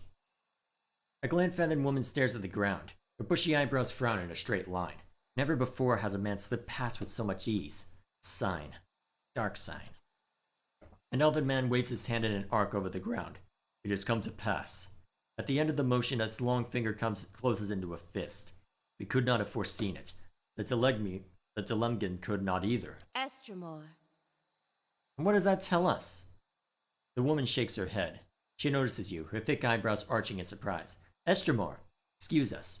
We are not used to your kind here under the giant trees. If we can assist you, we will. Tell me about the man you speak of. Not Glenfathen, broke into the tower, here in Elm's Reach. Nobody saw him coming, not even the Telemgin. He moved in silence, like a Stelgar in the shadows. Our hunters caught no scent until it was too late. But we heard the stones crack. He stepped inside Terrarivon. Dark omen, I say this. Telemgin, what are they? They are ancient children of the giant elves. Our people have lived with the two sisters in peace since we arrived hundreds of years ago. Telemgin call us friends. We call them our own kin. Our protection, their wisdom. Together we share a strong bond. They've always lived under the shadow of the great elm. Walk until you cross the stream and then you'll find the Telemgin sisters.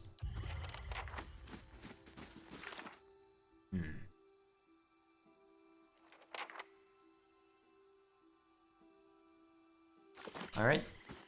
We know where to go. Ooh. Grab. Let's see, don't forget to take Haravias with you before going into the Druid Cave. Alright, this one over here, Blood Sands.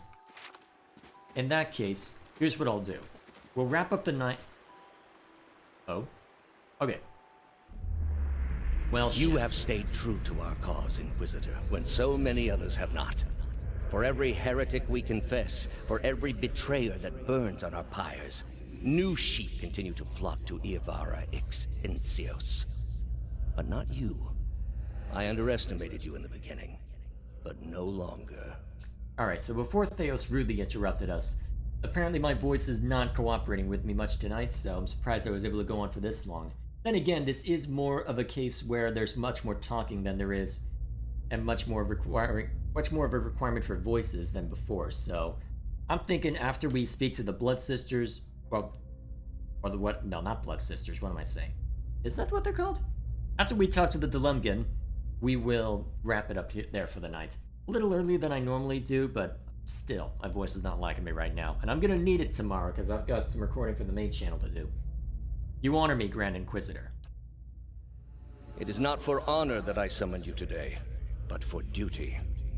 Too many of our own have confessed upon the wheel and the rack and the flame. Too many of our faithful have had their minds poisoned by the Kratom witch.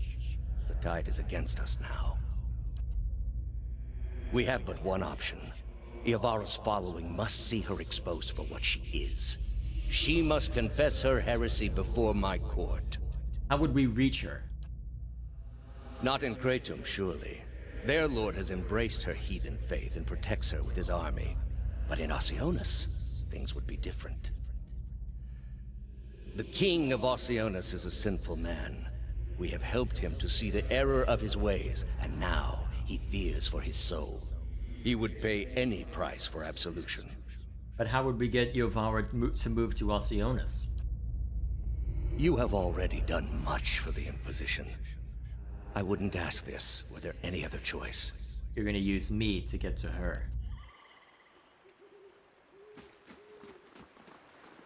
Well then.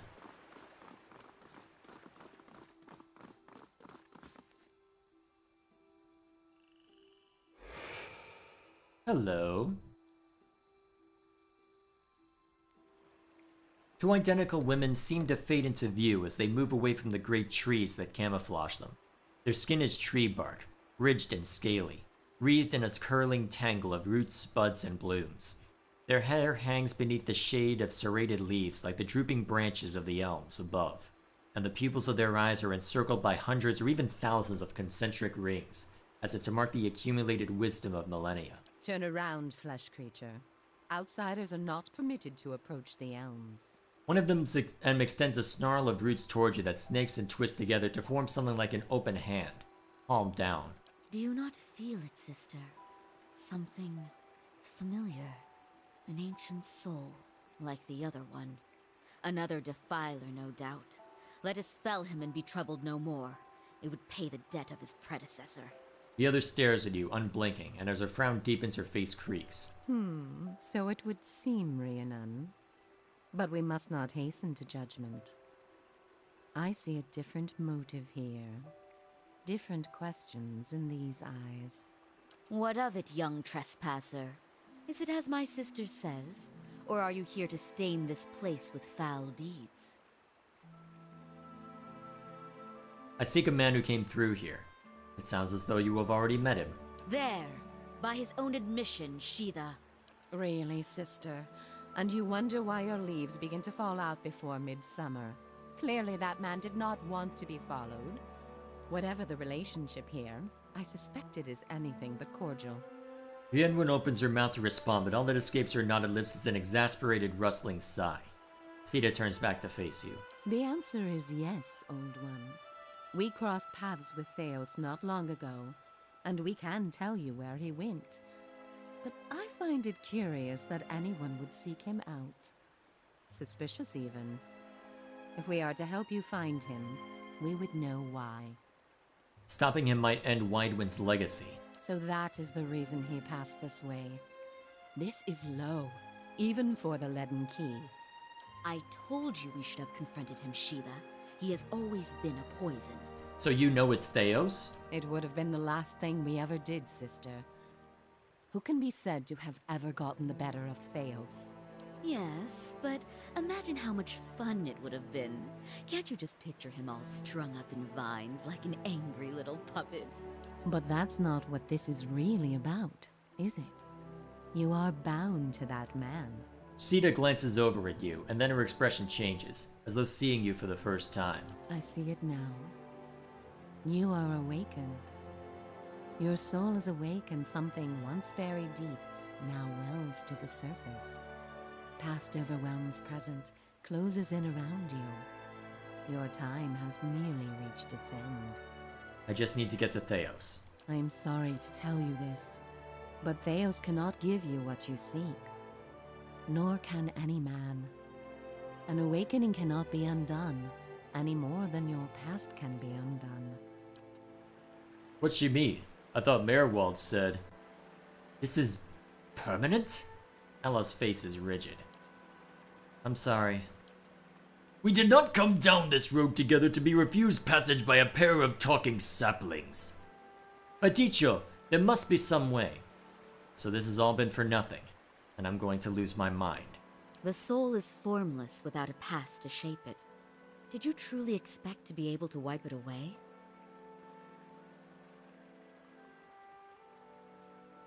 I'd rather have tried to put things right. A noble thought, but for the lifetimes that separate you from your problems. However, as much as my sister speaks truly that there is no way back from an awakening, there may yet be a way forward. Would you agree, Sheetha? I would. were the way not so likely to end in death. What is it? The man Theos you must already know by now. You are linked by a common past. Something about it lingers within you, festering, unresolved. What it is I cannot see any more than you. And without that knowledge, your doom is certain. But were you to learn the source of this discord, perhaps it could be put to rest. Though it is equally possible it will trouble you as much now as it did then, and merely speed your condition to its end. My past comes to me in pieces. How do I unlock the rest? You might wait for it to come on its own, of course, but when it comes, it will replace your sanity's last breath. Such is the nature of your condition. Or you could learn it from someone who already knows. Theos. Would he remember? It is said the gods made his memory perfect, that he may never forget his charge. If he ever knew, he still does. Not that he would tell you, of course. You have followed the right person for the wrong reason, it seems. We see it often beneath the elms. The soul dragging mind and body to unknown places for unfathomable reasons. You may have wandered into Theos's path many times, in many lifetimes, without an awakening to show you why. The only thing that's certain is you did not find what you sought. You said you know where he went. He has gone down beneath the tower to a place older than we, where the people of Engwith once walked. He makes his way to the buried city, Sun and Shadow. May he stay down there and rot with the remains of his people. His people? He was one of the Engwithans? He may yet. He won't be returning the way he came, that much is certain. He opened a secret path in the tower's base, and saw it destroyed behind him through some vile means. Is there another way to get to him? We know of one. On the burial isle, through the court of the penitents, Braeth Yaman. A shortcut, in fact. Don't be cruel, sister. The way my sister speaks of is not for the faint of heart. A great pit at the center of a forgotten court, where faiths were judged in place of crimes. To most, it is simply a gateway to death. With the help of the gods, it can take you where you want to go. What do you mean with the help of the gods? The pit is said to have been a means of judgment by the gods.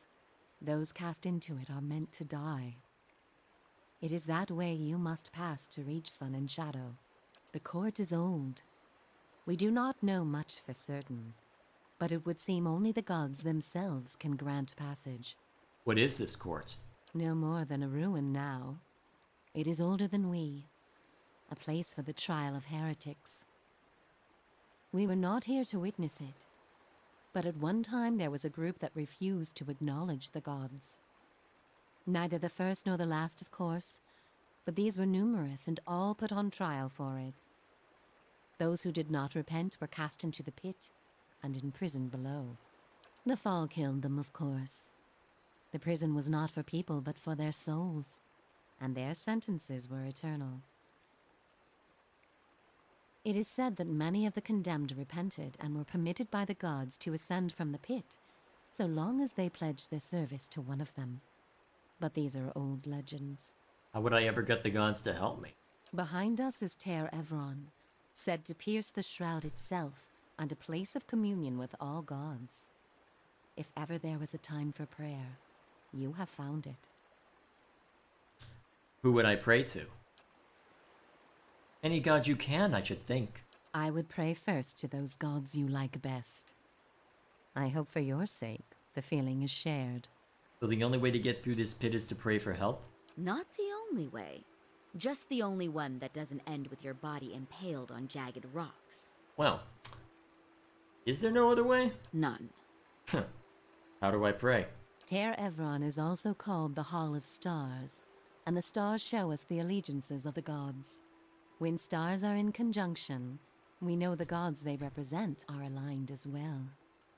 You should choose a place to pray where you'll be closest to those you want to hear you. If a god stands alone, you should pray to that god. If they band together, you should address them all. Choose your words wisely, for all gods expect proper homage, and none has patience for fools. I have other questions. What do you wish to know? How did you know I was pursuing Theo? Oh wait, why would I ask that question? Then again, I wouldn't have necessarily led with saying, hey... Well, then again, I wouldn't have necessarily led by saying, hey, I'm looking for somebody. So... The same way that you are no doubt able to peer into the ether and experience the souls of others. It is something we are born with, some more, some less. A gift common to many creatures of the wilds. You share certain similarities with the man you pursue. For your sake, I pray they are few and of no consequence. You mentioned that people come to these elms without knowing why. A soul has a will all its own. Its needs and whims are seldom understood, but they follow them all the same. There is something about this place that reaches beyond our understanding, something like a beacon.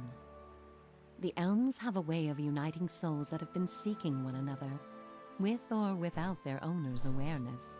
Sometimes it is for love, sometimes for vengeance, sometimes for peace. Often it is for no reason we will ever know. In your case, let us hope it is for peace. Or vengeance. I want to know about the two of you. There is little to be said about us, for we are bound here, caretakers and defenders of this place. Our journey has been over time, but not distance, measured in observations, but not experiences. We have seen the elms grow tall. We have seen cities built, burned, and built again. The only constant has been the tower, a silent companion through the ages. You can imagine why this recent destruction has stirred my sister so. If you do nothing else, make that man pay for what he did here. I need to know about praying for the support of the gods. We will tell you what we can. Before you go, tell me this, old one. I'm curious. If you were to subdue your enemy, what would you do with him? What would give you peace?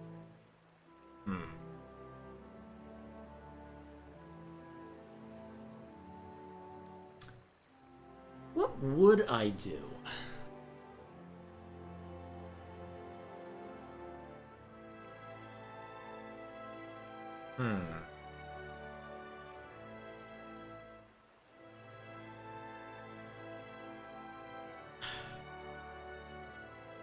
The problem is, I would want to know our history so that... Well, the problem is, I need to know our history so that it may be put to rest, but I don't agree with the nothing more part. I want to kick his butt. I would return him to the wheel of life and death, so he may trouble me no more. Why let him off so easily? You would need a grove of elms like these to create enough parchment to write down his crimes against the world. There must be some greater punishment you can exact. Surely, sister, he must do what is right for him. All the same, think on this matter. Be assured in your course. In the end, it may mean all the difference, not just to his soul, but to yours. And be warned. Some questions have answers that can never be learned, and it is those that trouble the soul above all others. May you find an answer to yours.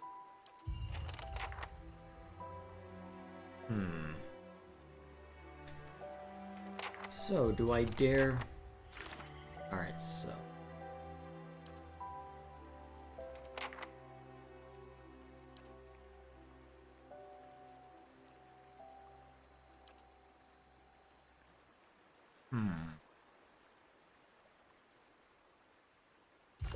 You know what? Actually, real quick. If I were to do the prayers right now, would that restrict anything in future? I don't see why it would, but you know what? Just in case, I'll make a save. I am very curious to see what kind of intrigue awaits us further in. Got no problem going off on all these other threads later, but I really want to see what kind of interest the gods would take in this.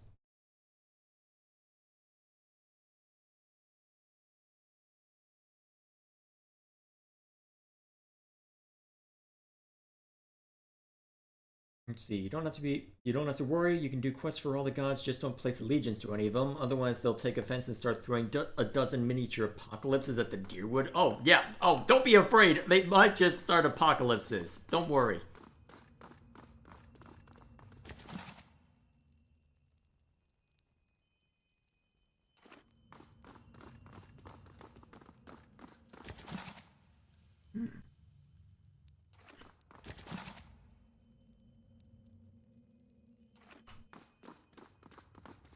Shattered and charred stone blocks the passage into sun and shadow. Alright. There, Ephraim.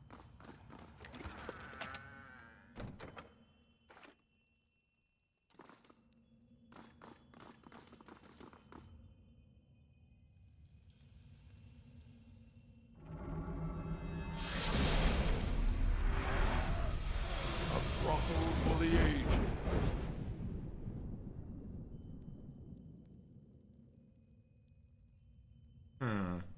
I can talk to pretty much anyone then, can't I?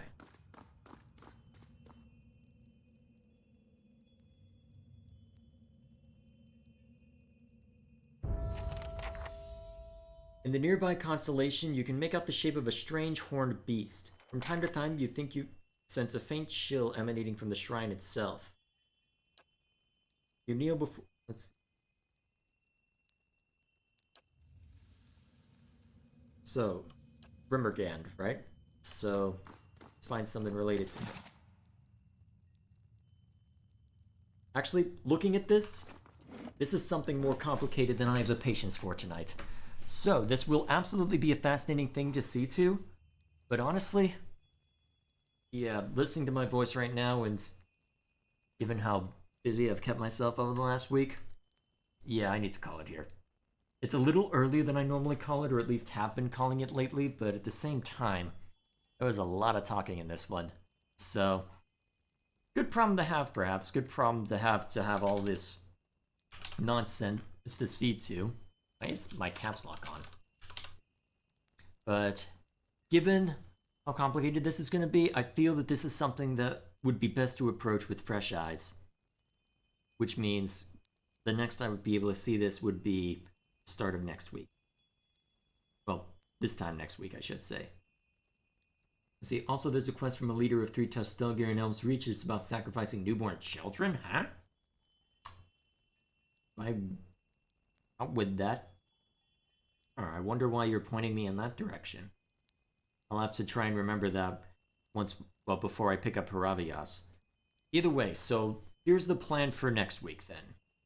We will resolve this matter in here, figure out whatever we need to pray to the gods, which will probably mean looking through all those books and figuring out how to properly address them. And then once that we have done so, we will head in. Once we have done so, we will use that as the basis for figuring out what we can do there, and then we will spend the rest of our time seeing the side quests. We'll see to what you just mentioned about the 3 Tustelgir leader. We'll go see to whatever he has in mind, although sacrificing newborn children. Who's doing these sacrifices? Oh man, somebody read about Moloch, apparently. I don't know. Maybe he took inspiration for that? Hard to say. Either way, getting back on topic. So we'll see, once that we've seen to this, we will go do side quest nonsense. We will go see to that quest you just mentioned. We'll head off to, where is it? We'll head back to Cadnua to pick up Haravias. I'll probably swap out, who would I swap out? I'll find something. Either way, we'll find a way to we'll find someone to swap out. Maybe I could just swap out Sagani temporarily. And then we'll go deal with Radric. And then we'll come back here and then cause all kinds of trouble. That should suffice for our purposes today. Well, that should suffice for our purposes next week. And honestly, that'll probably be a very full schedule just looking at these bookcases.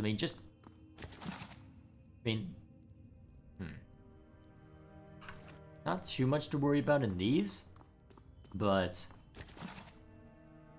presumably all of these have something to do with each other. So, alrighty. We'll see how things turn out. For now, though, thank you all for watching, and I will see you all next time.